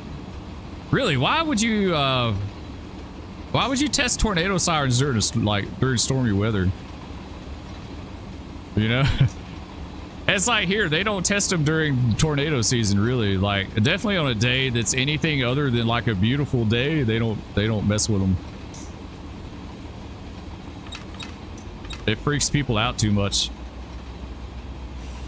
Did you see the screenshots of me that they took on the line and coming to the crossings? No, I haven't looked at all. I need to hop over there. I'm gonna hop over there after we get done. After I get done here. Someone gifted me a copy of Out of Ore that they wanted me to check out. That's a pretty interesting game. It's way more involved than I thought it would be. It's super involved. It's like, to me, it's like the Rust of mining. Hoosier, what's up? Good morning. How you doing? It fits. Tons of stuff to do locally. Close your eyes. You can hear July flies and southern music in the background, right? Yeah, the Fitz is really well done. You hope there's no tornado. Yeah, we don't have storms today. We just have the wind. It's just literally just wind. Like, no nothing. Hoosier just woke up. Yeah, we got an early start this morning. I had to take my daughter to school at she had to be there like at 7:20. So we were up a little early.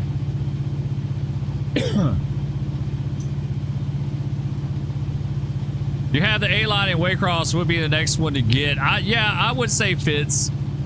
Fitz is a huge player. That's a super busy line for single main. And it's really cool. Like, you got such a diverse mix of running on that route. Like the north end, you got like the 1% grades.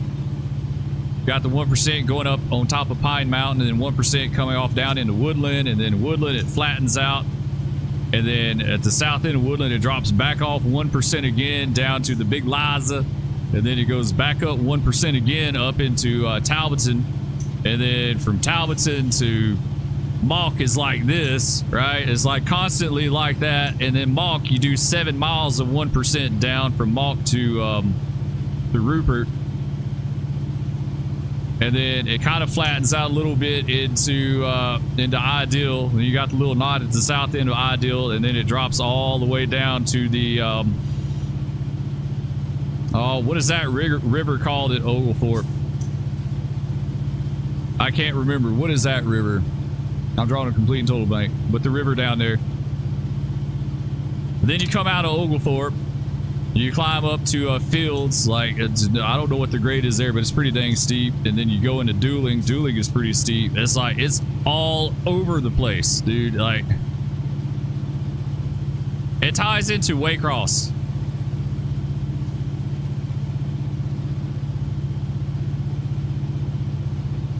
Wait a minute, I missed something. So you said, I see the screenshots. Yeah, I haven't seen them yet. And then you said Darren and Idiotly were your brakemen. Oh, that's cool. So y'all did a multi-crew. Did y'all do a local? Yeah, Darren, it ties into the A-line, or to Waycross. It ties into Waycross at Bolin.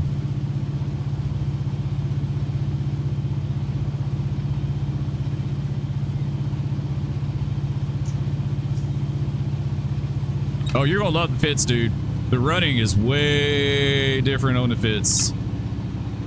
Way different on the fits.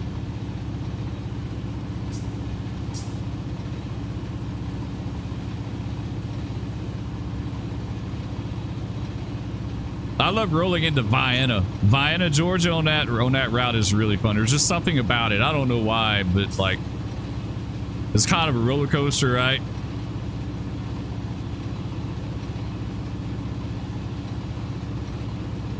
Fits and ball. Yeah, Baldwin's good. Baldwin's not necessarily a must-have. I feel like Fits is definitely a must-have. If you got Waycross, you got the Fits, like, because then everything is kind of feeding into Waycross at that point. Baldwin is a really good one, but it's to me it's kind of a toss-up between Baldwin and Savannah. I mean, ideally, I would like I have all of them, but Baldwin is good because like if you run the route in the early 2000s the way it was created, that's where all the auto rack trains came out of there, like 214, 220, 230, 240. Like there were tons and tons of auto rack trains that ran out of Baldwin back in the day. And a lot of the coal train, like your Crystal River coal trains went down there. What else? Your Lakeland coal trains went down there. Your Macintosh was Lakeland.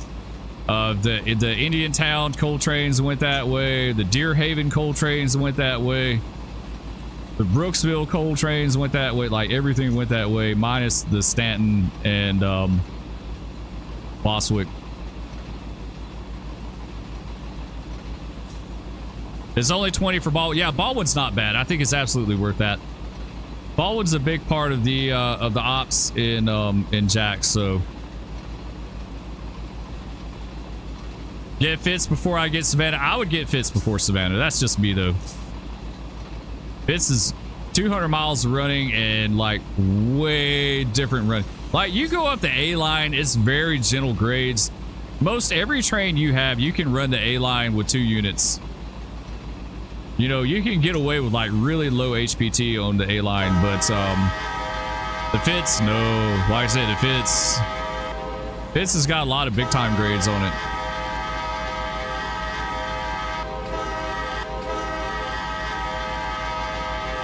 It has big grades, but they're not to the point like the Tehachapi where it's just like for 45 minutes in number 8. Like the Fitz, you know, you may run number 8 at 15 mile an hour for 3 miles. And then drop down a 1% grade for 3 miles, and then back up a 1% for 3 miles, and then down a 1% for 7 miles. You know, like it's kind of up and down like that. And then on the south end, you have 1% grades, but they're more like sags and hogbacks and stuff like that. So it's not, you know, it's not the same. It really is like 2 different railroads.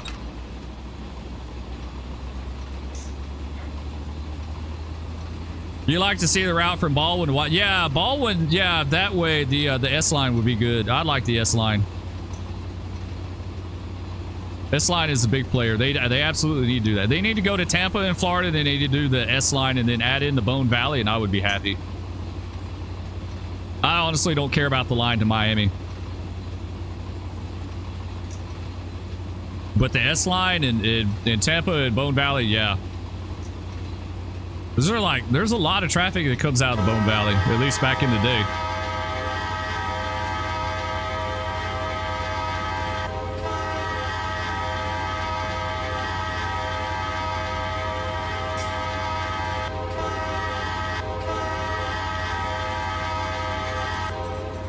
You're not sure how they all tie into each other? Okay, so you got Waycross is kind of like the hub now. So you got Waycross, you got the Fitz coming out to the northwest. You've got the Waycross includes the Jessup sub up to like Doctortown on the Nahuna, and then it goes down to just like Birch, maybe Birch, like a little bit north of there. Then it go, and then on the Jessup sub on the south end, it goes down to about Race Pond. And then that ties into the A line, and the A line finishes out Folkestone and all that stuff. And then Savannah would tie in up on the Nahuna sub, just north of Doctortown at Ludowici. And then Baldwin ties in east of Jacksonville on the Tallahassee sub, and it ties into Crawford sub too.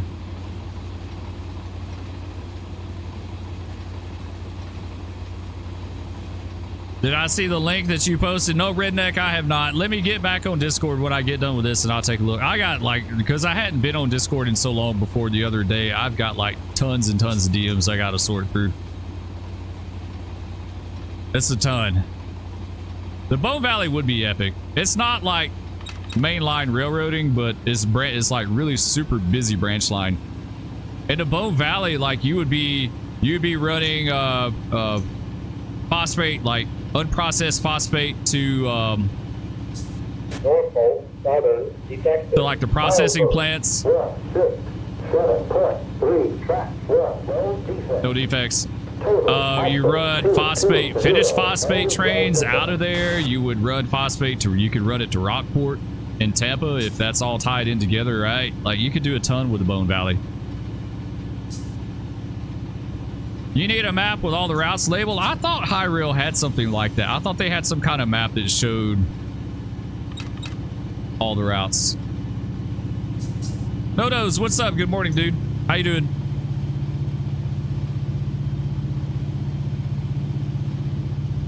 Yeah, the Bone Valley would keep you busy. I think it'd be very underrated. Bone Valley's got a little bit of signaling too, down through Mulberry. Like mostly it's DTC back in the day, but it's got like a little tiny stretch of signaling through Mulberry. You got Mulberry Yard, Winston Yard. What else? What else? Like there's tons of yards down there. There's yards all over the place in the Bone Valley.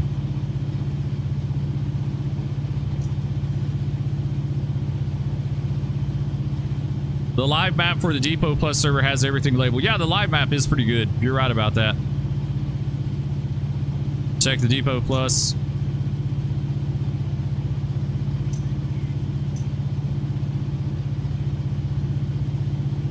Phosphate rules. Phosphate, like honestly, like phosphate was a tonnage generator for Florida. I read an article a while back, someone in the trucking industry was talking about Florida, and they said their analogy of Florida as far as like how they consume and produce goods, they said Florida eats like a lion and shits like a lamb. And that really, like, that honestly sums up Florida pretty good. Like, it really just does. It sums up Florida perfectly. Like, they consume a lot of stuff, but they don't send like a whole lot out other than the phosphate and stuff like that, you know? Like, just from my experience 20 years ago, a lot of our trains coming out of Florida were empty. There just wasn't a whole lot coming out of there. All right, we got to approach diverging wherever. Yeah, we're going to beat this 28. We're going in at Woodstock and Vance. It's 20-mile-an-hour siding. We got to remember that.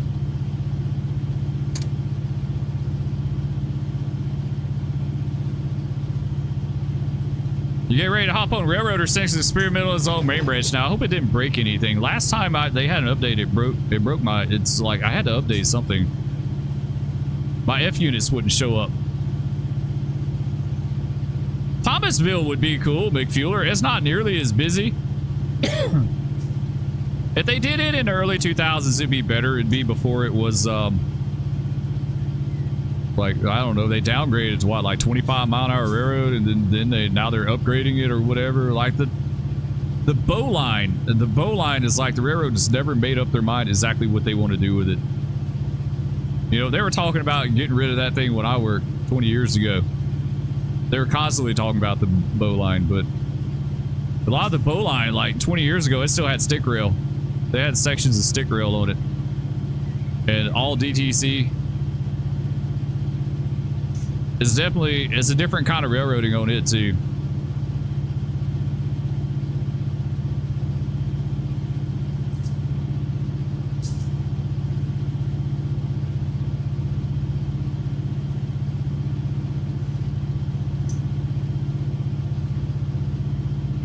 Yeah, Drifter, you can join DLC with anything. Like, if you don't have something, you get placeholders for it. Most stuff in South Florida goes out by truck. Yeah, it definitely doesn't go out by railroad. Like I said, phosphate's where your tonnage is at. If they didn't have phosphate going out of Florida, they wouldn't hardly have any tonnage going out of the state. Like, really. Even the pigs we we ran out of there didn't have a lot of weight to them. The pigs going in were very heavy, but the pigs coming out, not so much. Like I said, Florida, eat like a lion, shit like a lamb. Okay, we got our 20 up here. So we need to see about that.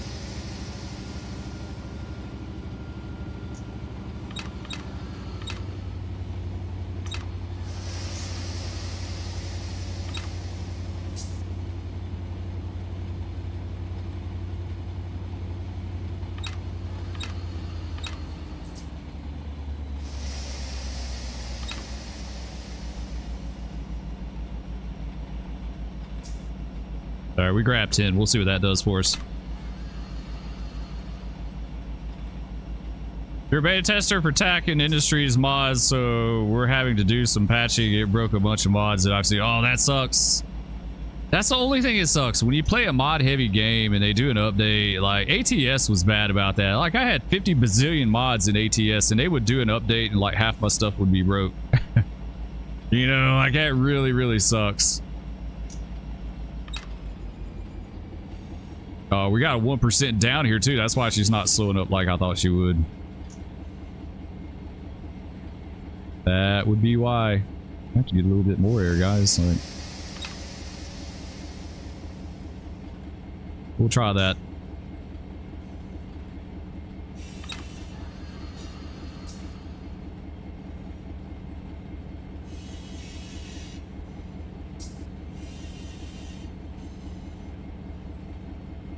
I think that's good. I think we let go of it now. All right, diversion clear. So we in and out.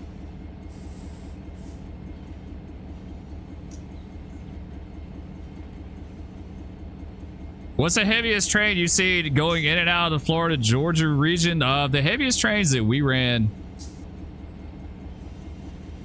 Oh man, I might not should let go of that. So yep, I shouldn't have. I forgot it's such a short train that it just charged right back up. Oops. Oops. Yeah, we're gonna hit this a little fast. It's all right. It's good. It's good for 30. I totally goofed that up. I was completely oblivious to us having a 3,300 foot long train. And on that 1% grade, I completely goofed that up. Someone was asking about the UP engine. There you go. We got one.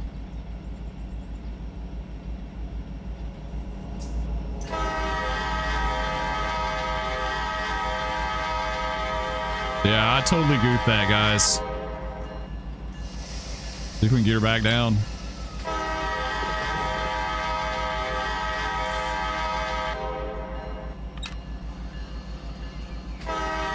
Really, what I should have done, well, I don't know, it goes right back up here, though. I was going to say being dynamics, but...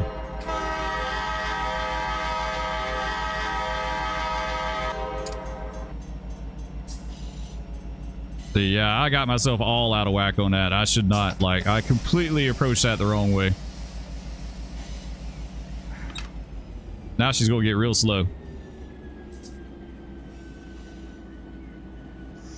F7A and B has an upgrade, just don't know when it's going to be released. Yeah, there was some update. Like, it wasn't the last update, but there was an update they did a while back. Like, my F7 units disappeared. Like, they completely disappeared off the railroad. And I had to go back and update something, and it got them back. I just can't remember. I can't remember what I did to bring them back. You love the Ace? Yeah, the Ace is pretty sweet. It's nice.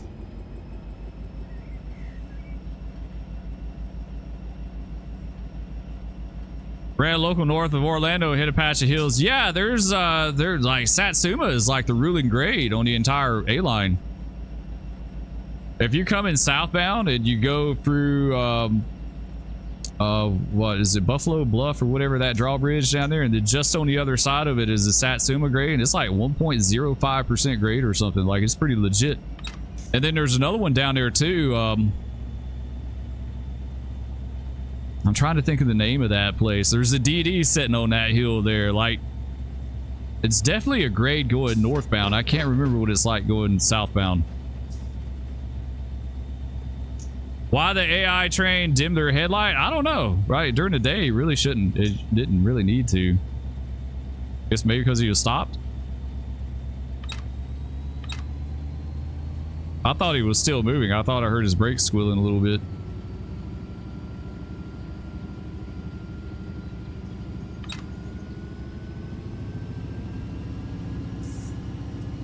No, this update has never been heard of yet.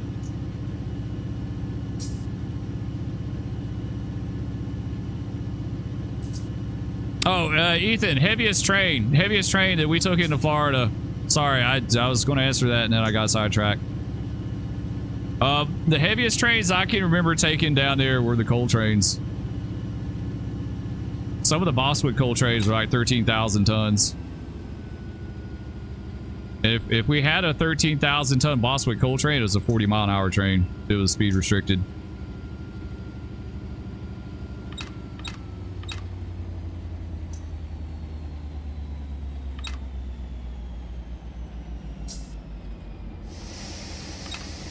I can't think of any. Some of the grain going down there is probably was pretty heavy. Not that much, but they're pretty heavy.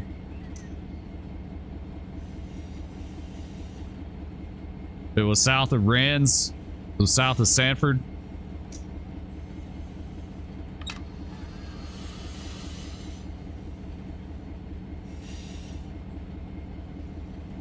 Oh, you going to get the Wabash Heritage Unit today? Really? That's going to be your leader? That's cool.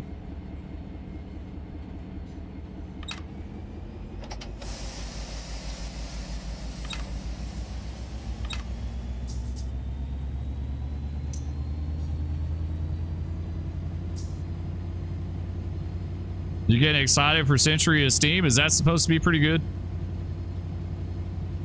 What was the other game you used to hear? Railroads Online. You don't ever hear much about that anymore. What happened with that game? Like, I got it, but I uninstalled it because I just didn't have room for it. I wasn't playing it that much. So yeah, I took it off.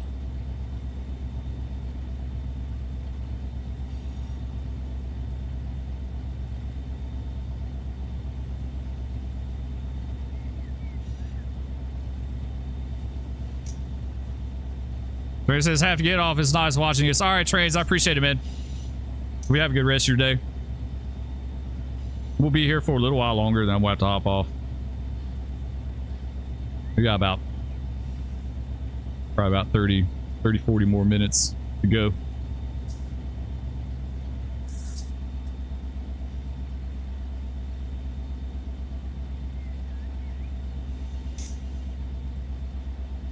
What's up, OJ? Our cat just walked in here. I hadn't seen him all morning. He just disappears. Come here. Come here, OJ. Come here. Come on. Get over here. Such a turd. That cat's the biggest damn turd ever. I tell him to come over here to me. He's like, nah. I'm going somewhere else. He really just is.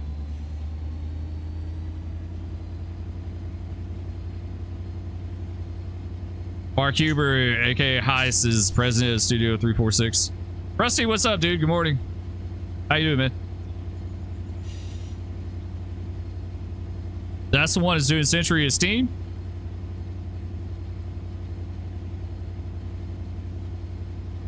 All right, well, we met our stack train. Now we got to meet Amtrak. Wow, they're putting Amtrak in the hole for us. Are you kidding? Yeah, Otto does not dispatch us like real life. We should have sat here waiting on him. That's totally the way that would have gone down.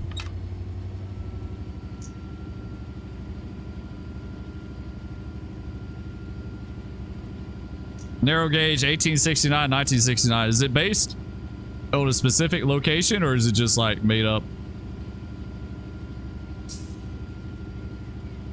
I've heard of that game, but I don't know much about it.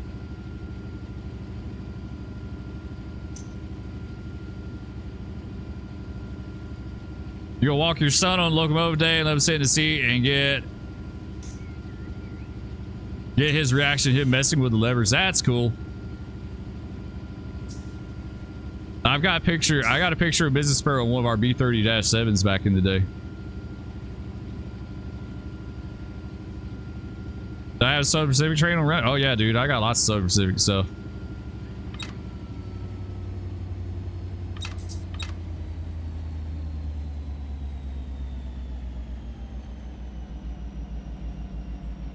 Pre-laid tracks now make it playable. So wait, you don't lay your own tracks in Railroads Online anymore? Ooh, got a steep. Oh, this is a legit grade going down here.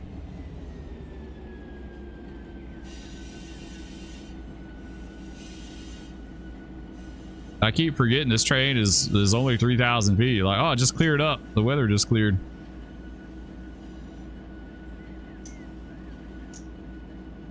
All right, no diversion clear. Ponderosa is like Colorado. Inyo is California high desert. That's cool. When they have an Appalachian map too.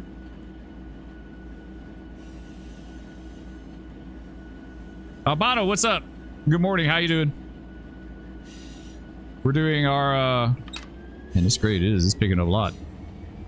We're doing our A55 back to Tuscaloosa.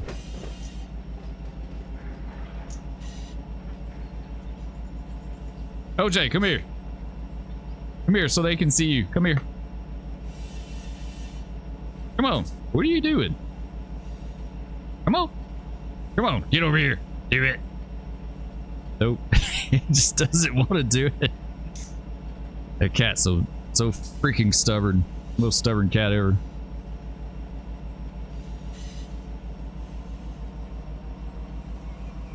Wow, that weather cleared up quick. It must have been like a thunderstorm.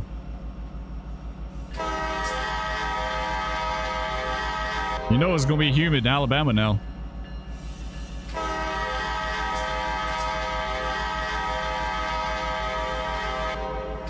See, that's laying tracks in Railroads Online was one of the things I enjoyed. Like trying to lay tracks from point A to point B and not exceed a 1% grade, which is darn near impossible. Like, I kind of wish they had a more chill map. Man, this is a 1.5% grade. I forgot it's so steep here. Yeah, come cat, so we want to see what kind of cat. He's just an orange tabby. He's just an old orange tabby. He was a stray. He was wild. He was as feral could be. Last year, back about this time last year, and we used to see him in our backyard all the time. We started feeding him, and I would feed him, and I would go out there and sit on the back porch beside where I'd put the food down, and he would start coming up closer and closer until one morning I was like able to kind of touch him a little bit, and we just kept working with him. And now he comes inside from time to time. He'll come inside. He's playing with one of my daughter's necklaces. He'll just come inside and hang out with us.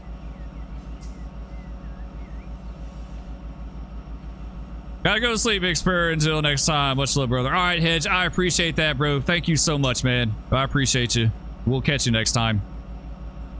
It's just killer cat. Killer attack cat. Yeah, he's really chill. He don't care about nothing. This cat really just doesn't. OJ, his name's OJ because he's orange, or orange juice. We call him also Ojeterton the turd. Come here. No, he just doesn't want to do it. Like, he's just not having any part of it. Sometimes he'll come over here and just randomly hop up in my lap, but he's just not feeling it today. He's like, nah, big guy, I'm good.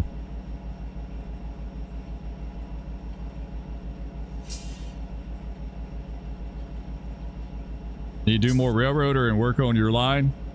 Railroader, man, I need to get back on Railroader. I'm never going to get anything done in that game if I don't start getting back in there, but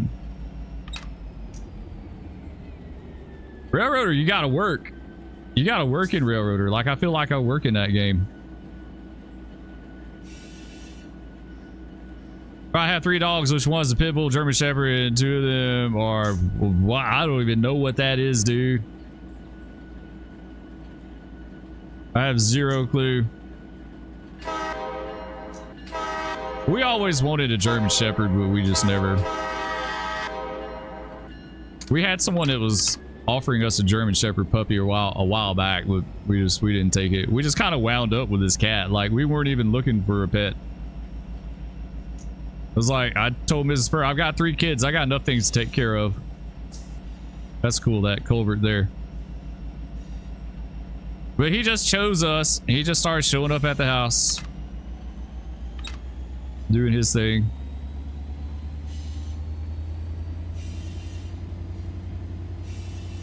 You're there for the Railroader multiplayer session. I'd definitely like to try some Run 8 multiplayer.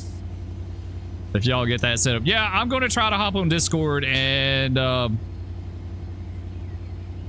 do a test server. At least a test server. It may not be able to be anything big, but just a test server to make sure this stuff's working out all right.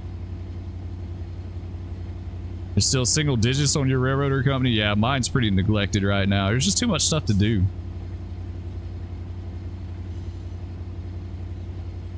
I've been like, I kind of got back in DCS the other week. I flew around in there a little bit. I played a little bit Armor Reforger. Play Run 8. Like I said, someone sent me a copy of Out of War, so I need to check that out. That's way, way more involved than I thought it would be. Like, it really just is. That game's pretty legit. Got too many other games. Run 8's just on the front burner. Yeah, I'm kind of the same way. Run 8 is the top of my list right now as far as what I do. Nodos with the $1 super chat, man. I appreciate that, dude. Thank you so much. Y'all hit Nodos up with the W. I appreciate it, bro. Thank you. Yeah, a bunch of locos on your Railroads Online save. You got a tweet. I haven't been in that game in ages, dude. Like I said, I wound up uninstalling it because I didn't have room for it. You know, like I literally just didn't have room for it. It wasn't necessarily because I didn't like it. It's just I didn't play it that much. And I'm like, well, if I'm not going to play something a lot. Railroaders like Groundhog Day. Wake up 7 a.m. Yeah, it pretty much is. Like, it's a really grindy game. I mean, honestly, I enjoy it. I don't have a problem with Railroader at all. It's a very grindy game, though. You've heard the construction sim is not all that. Wait, is it called the construction sim?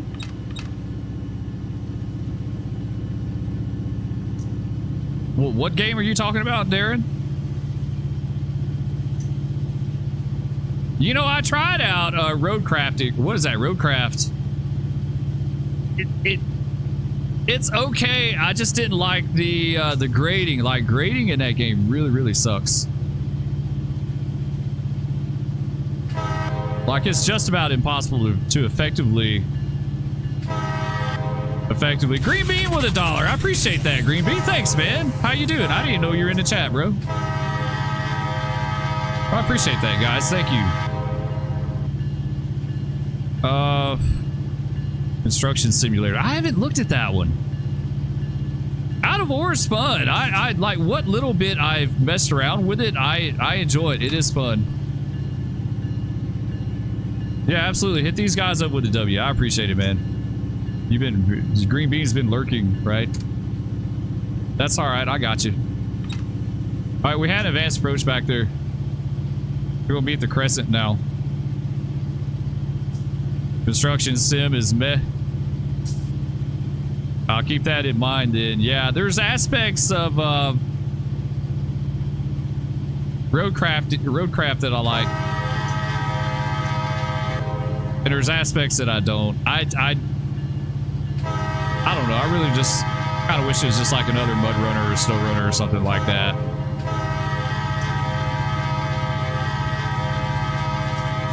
Like I said, I tried grading the terrain to make a nice road in roadcraft, right? Because that's what it's about.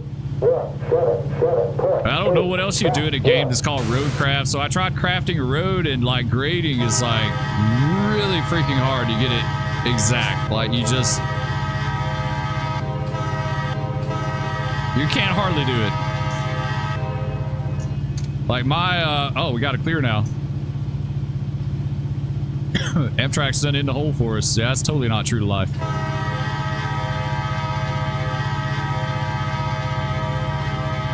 Trains with Matt. What's up, dude? How you doing, man? Good morning.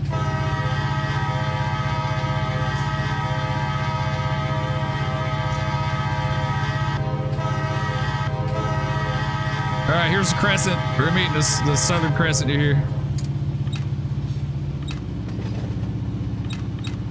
All right, a redneck says their lifespan is 12 to 15 years and dates is known to exist in Mexico for 5,000 years. Wait, what is this? What? I missed something somewhere in the chat there. Redneck, I'm sorry. You're talking about your pets? Norfolk Southern detected. Out of ore is addictive. Yeah, I can see that. 7.8 track 1, no defect. Coming up with a big mine. I kind of messed around with it a little bit Sunday morning. Doing like I spawned in on top of this hill and like there's a little knot there and like I was getting coal out of it with a front end loader. It wasn't nothing too crazy, right? Lurking is fun, something can kill the time. What's up, Quincy, man? How you doing, bro? I haven't seen you in a while. You doing all right? Yeah, I totally get that. People lurk. They got other stuff going on. That's fine with me, bro. Like I said, I know everyone has lives. Green Bean's about to go rail fanning here in a few. Hope everyone has a good afternoon. All right, Green Bean.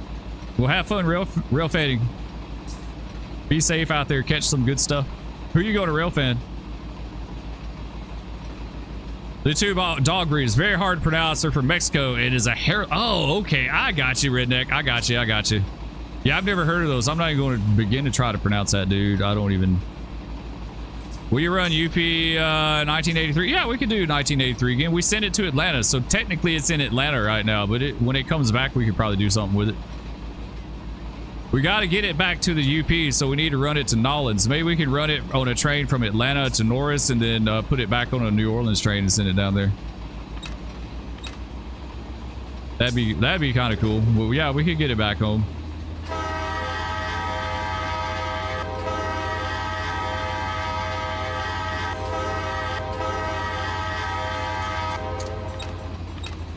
Oh man, these grades are killing me. I swear. That's the thing about the AGS, man. It's got some extreme grades. They're not very long, but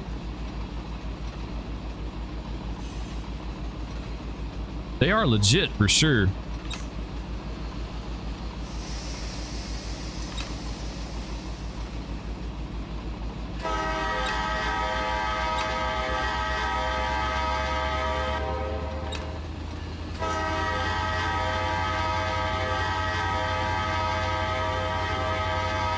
That's a lot of really steep up and down.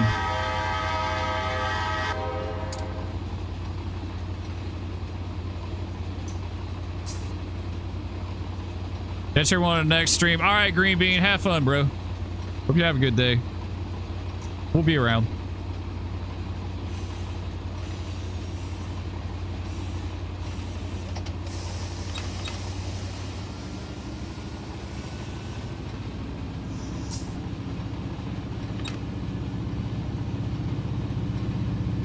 Open on the 5M server. I'm on the fire truck side working lights. The dev is working on them.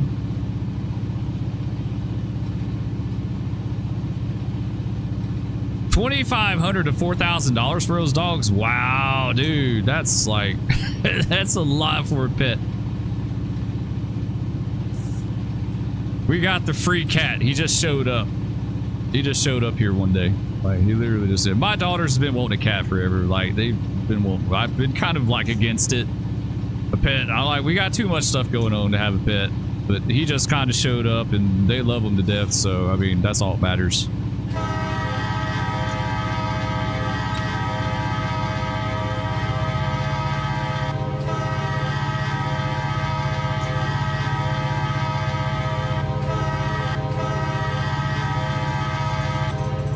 Does running have a player bias? Sometimes I feel like it does. Other days, Otto has a vendetta against you.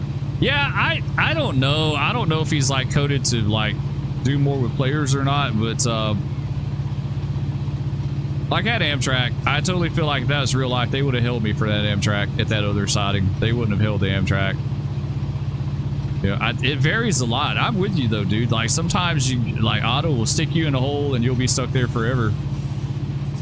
And then other times not so much. Like I get screwed over a lot on the fits with auto. For real. Like the fits is a good one to get really messed up. How's the weather, Spur? We got a bomb cyclone today, dude. We're gonna have like 70 to 75 mile an hour winds. Oh, we got another advanced approach. What? Why we got an advanced approach? Oh, yeah, we need to take over this. We gotta take over for Otto. We gotta fire him because he's not going to route us right. Nope. Yeah, he's totally not going to do it right. We don't need that. We need to go into Tuscaloosa Yard. There we go. We're almost there. I hope we can get there in time, guys. We've just got like 20 minutes to get to Tuscaloosa. Fitz is a real challenge to dispatch when it's super busy. That is true, dude. Like the Fitzgerald dispatchers back in the day, I've always heard back then they always said they were some of the best dispatchers that they had were put on the Fitz. Because it is single main, you know, 30 plus trains a day, like a very, very busy single main route. At least back then. They got way more double track now than they did back then, but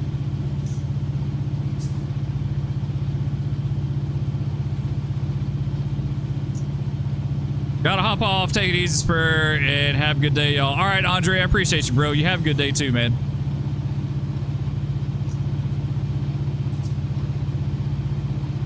Cat distribution system.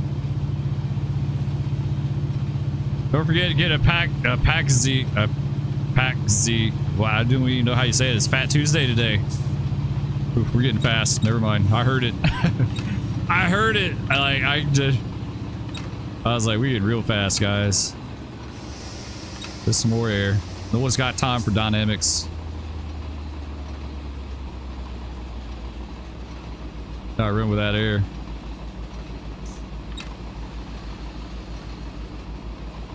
Train's mad. It's just been called for a train. Gotta go. All right, bro. You have a good day, man. Be safe. Like I said, we'll be around.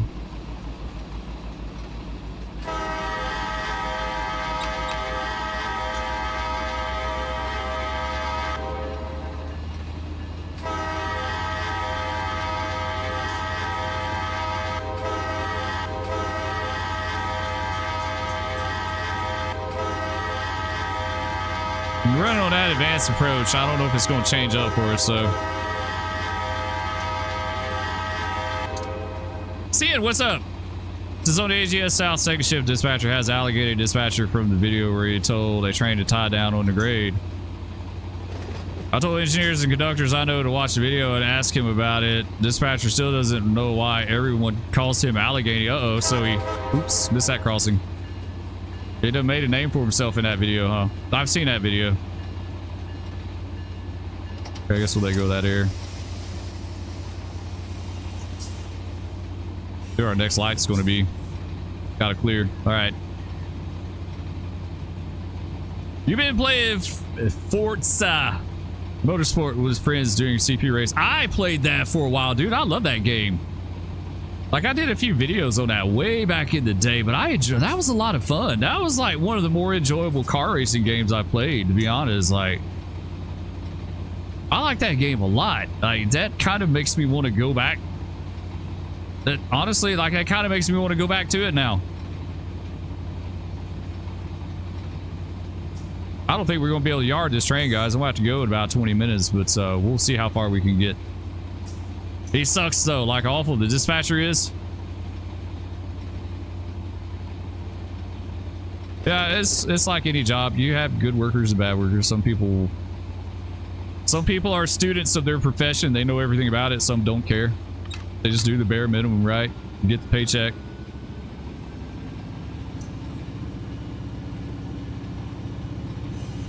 You love Motorsport 4, but you heard the later releases weren't as good. I'm not looking forward to high winds, and you're in a high risk for tornadoes tonight. It's like, oh boy, hold my beer. Oh, dude, yeah, y'all definitely be careful. Keep an eye out on the weather. That's what we do here. Gotta be weather aware. It's that time of the year. Like, anytime we go anywhere, if we travel anywhere, if we go to Amarillo, we go over to Oklahoma, always check the weather, make sure what's going on. There's been days like it would be pretty in the morning, but it'd be high risk for tornadoes later that afternoon. I was like, nah, we're staying home. We're not going. There's no point in getting out, you know, because I don't want to get caught out somewhere, you know, in a situation like that.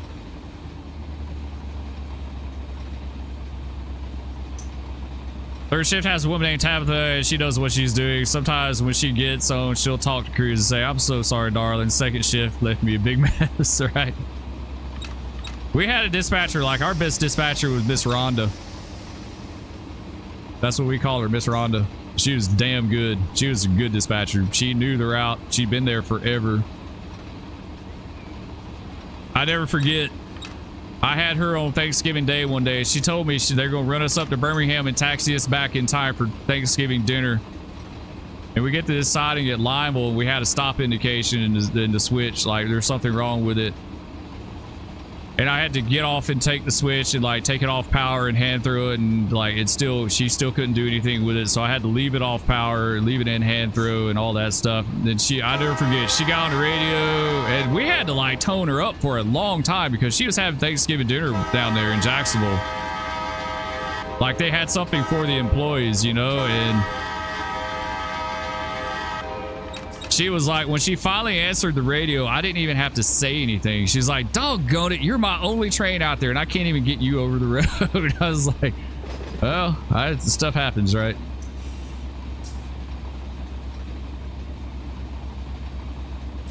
You're taking loaded cars down and bringing empties back. That's when it gets really sketchy. Yeah, I don't know what I guess the BNSF are going to have a wind stoppage here today. That's what you see them do. It's kind of cool. You see them park. They'll stop them, the trains on the double main, and they'll be parked. Like, they'll park them side by side. I don't know if that's for the wind, like something to help with the wind or what, but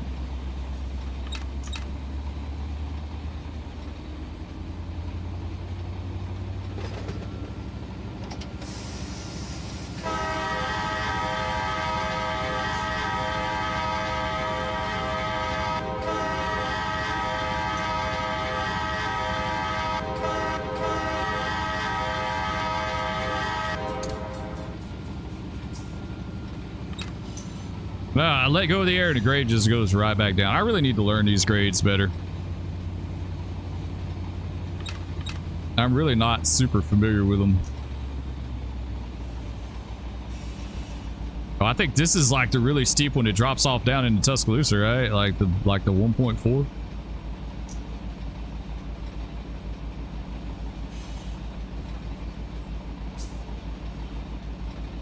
It can, because when I can't get between the two trains to left, but even then it can still roll them if it wanted to.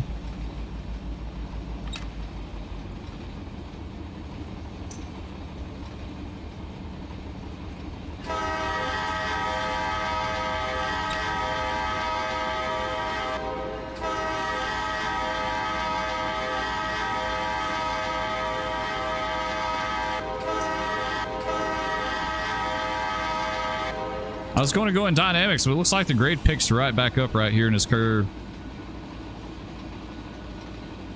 That may be time for some more air. Yeah, it's going to pick back up. Yep, there she goes. Yeah, we'll pull her out of this little sag here.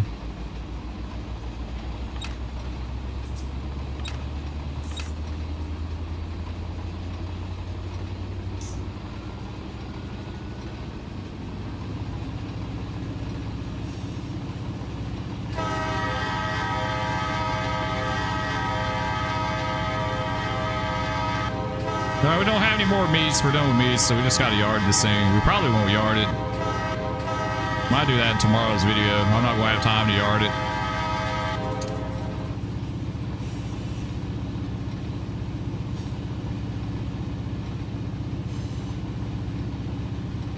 Aaron, not dynamics. That's the write-up. Ethan, you're absolutely right about that, dude. There's videos on YouTube of engineers asking to use permission, asking for permission to use the air. It's, it's sad times for engineers. When they have to ask, when they have to ask for that. But basically, it's a stretch brake, to power brake it.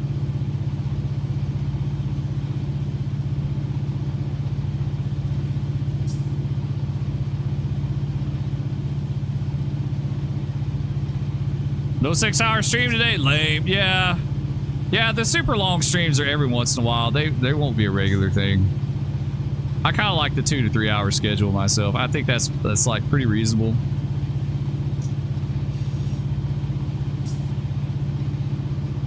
The longer are fun. I do enjoy those, but they won't be all the time. It's all good. I think we're back down to that steep grade again. Yep. Now I think this is the one that drops down into Tuscaloosa. Maybe. I've already said that like 3 times.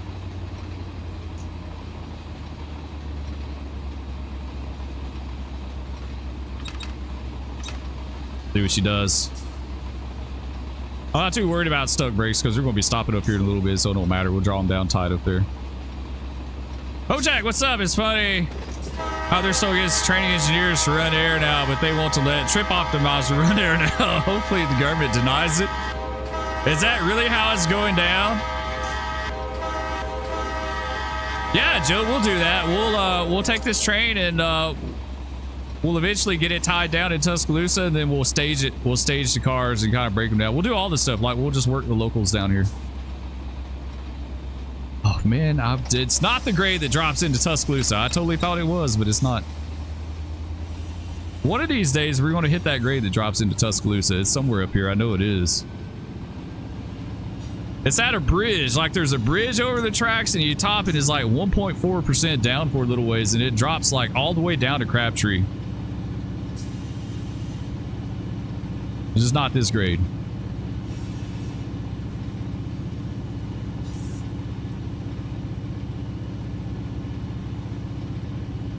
CSX at the end last year put in a petition to use trip optimizer air, let trains run totally on trip optimizer start. Well, yeah, that's what it's all about, dude. They want them to be completely autonomous. That's what it's coming down to. That's absolutely what it's coming down to. It blows my mind. They went from 5-man crews down to like completely autonomous running trains, but that's their ultimate goal. There's no denying that. Here's the spot. This is where the legit grade drops down in Tuscaloosa. It better be, or I'm going to be torqued. This better be the grade I've been talking about for like the last 10 miles.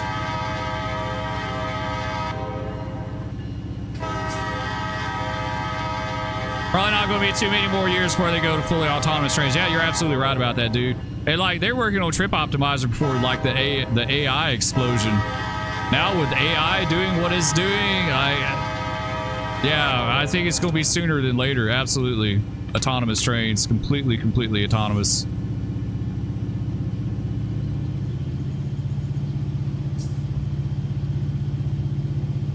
But you're right. They don't want to train engineers how to run anymore. It's like they give them the very bare minimum training, and it's like very linear. You know, like do X, Y, and Z if A, B, C happen. There's no like feel or art to it anymore, right? Like they want it very cut and dry as far as like when you do certain things. We've talked about that many times, like many times.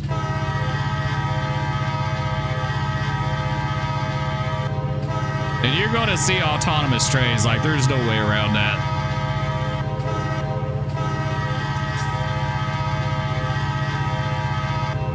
It's eventually, it's going to happen. Norfolk Southern detected. Milestone.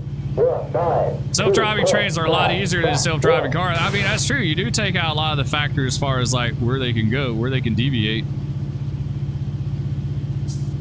Is a disaster waiting to happen? I guess time will tell. We'll see. Are the trains at the airport in Atlanta, are those autonomous? You know what I'm talking about? The ones that take you between the terminals. I don't know. It's been a few years since I've been on one of those. Honestly, when I was on them before, I never even paid attention to them. Yeah, I have no idea. Yeah, I don't know either. I really don't know. I kind of think they are, but I'm not sure. I'm not sure on that.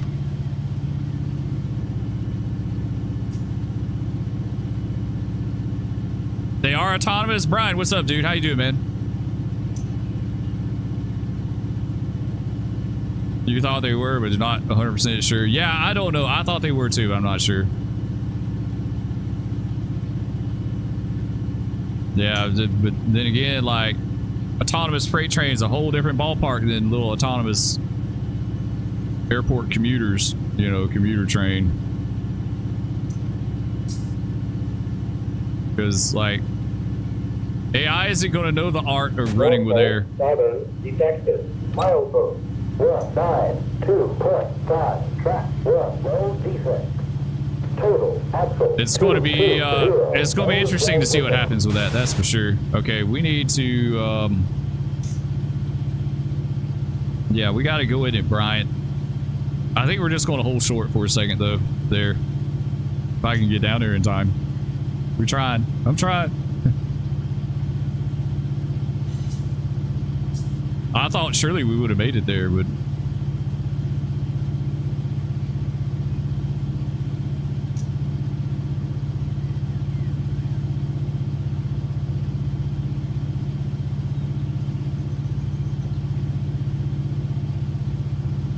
yeah, either way, running trains now way different than what it was back in the day.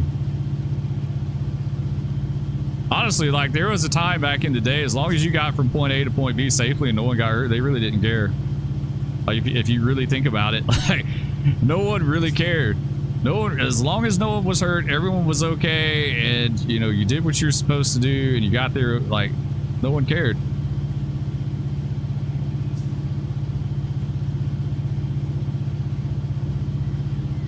It's like that live stream I was talking about a while back when the 611, they derailed their train in the Dismal Swamp, and the guy, the head guy from NS was running it, Clater or whatever his name was, and he was speeding like no damn tomorrow in that train, and it wasn't, you know.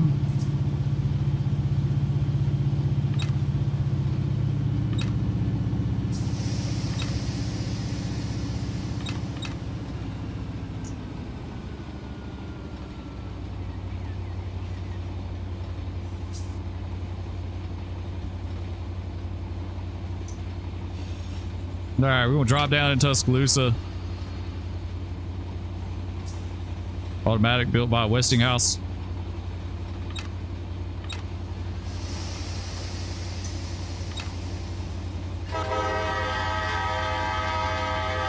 We're still on that advanced approach.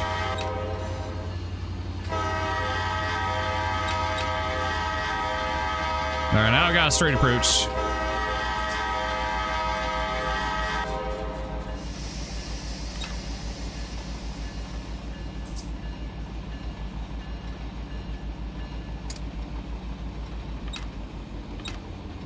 No, I think it drops all the way down. That's probably one of the few times we go in dynamics and be all right with it.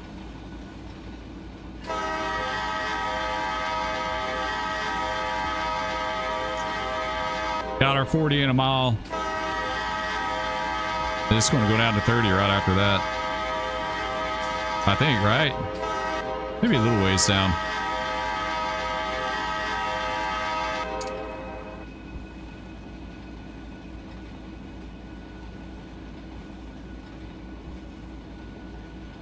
Yeah, I think tomorrow's video we'll break this thing down in Tuscaloosa. We'll get it ready. We'll start working some locals from there. We need to run that local up to KYK, work it.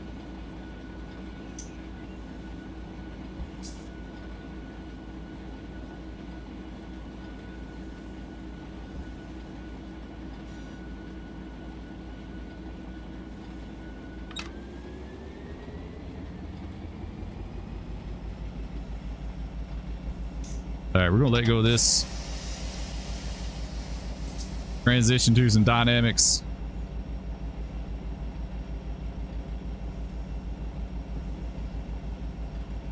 Just a rainy Alabama day. I can feel that humidity.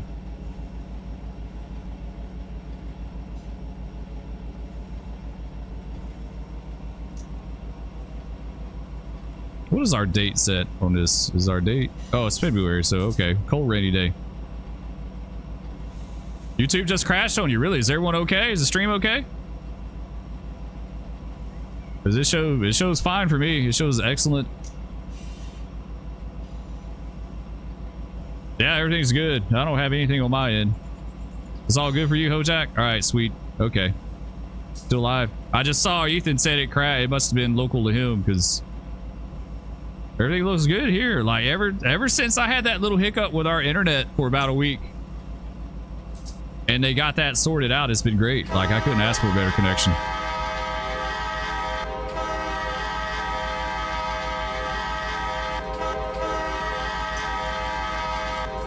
All right, our stop should be up here somewhere, right?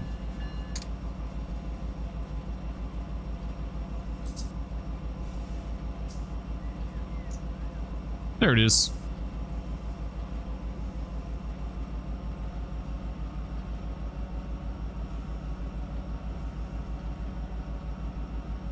Do I do a multiplayer session you'd like to have you as a brakeman? Absolutely, dude. We can try that.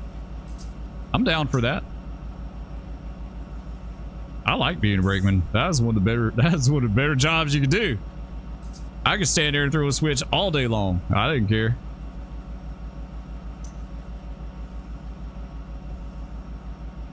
It's like one of the more low stress jobs on the railroad because you don't have to keep up with anything, right? You don't have to keep up with the paperwork. You don't have to really, all you gotta do is keep up with that switch that you're throwing back and forth. Like that's it. Less stressful too, right? Yeah, that's what I was saying, right? Like just stand there and throw a switch. You don't have to worry about nothing.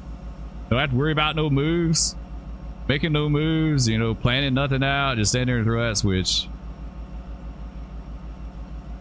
Make your coupling, make your cuts, that sort of thing. All right, guys, we're going to get up here a little bit further. We're going to stop this thing and end it.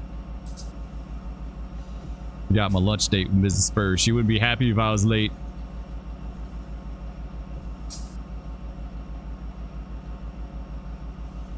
Calling and checking if you have enough power. No, yeah. Don't have to worry about nothing. And then brakeman back in the day, you used to ride on the second out engine too. You know, just ride back there by yourself. I rode on second out before a few times. This is actually kind of nice, just sitting back there chilling.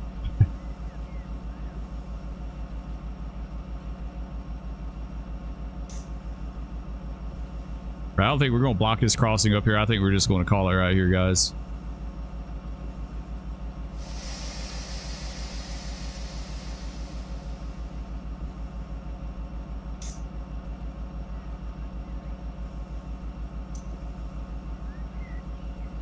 We'll get a little air, bring her to a stop. Then, like I said, tomorrow's video, we'll put her in the yard up here and break her down.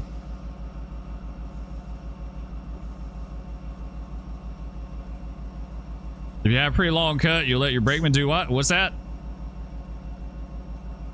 Sweet. There we go, guys. We made it. We made it to Tuscaloosa. We're almost there. Let's save this thing before I forget it, because that would suck. Current world. Save override. That was a good trip. We had some meets, had some stuff going on. Not too bad, right? Oh, the second one out, right on the second out unit, right? I got you. That wasn't bad at all, guys. This is a good trip. There's a little music going here to play us out.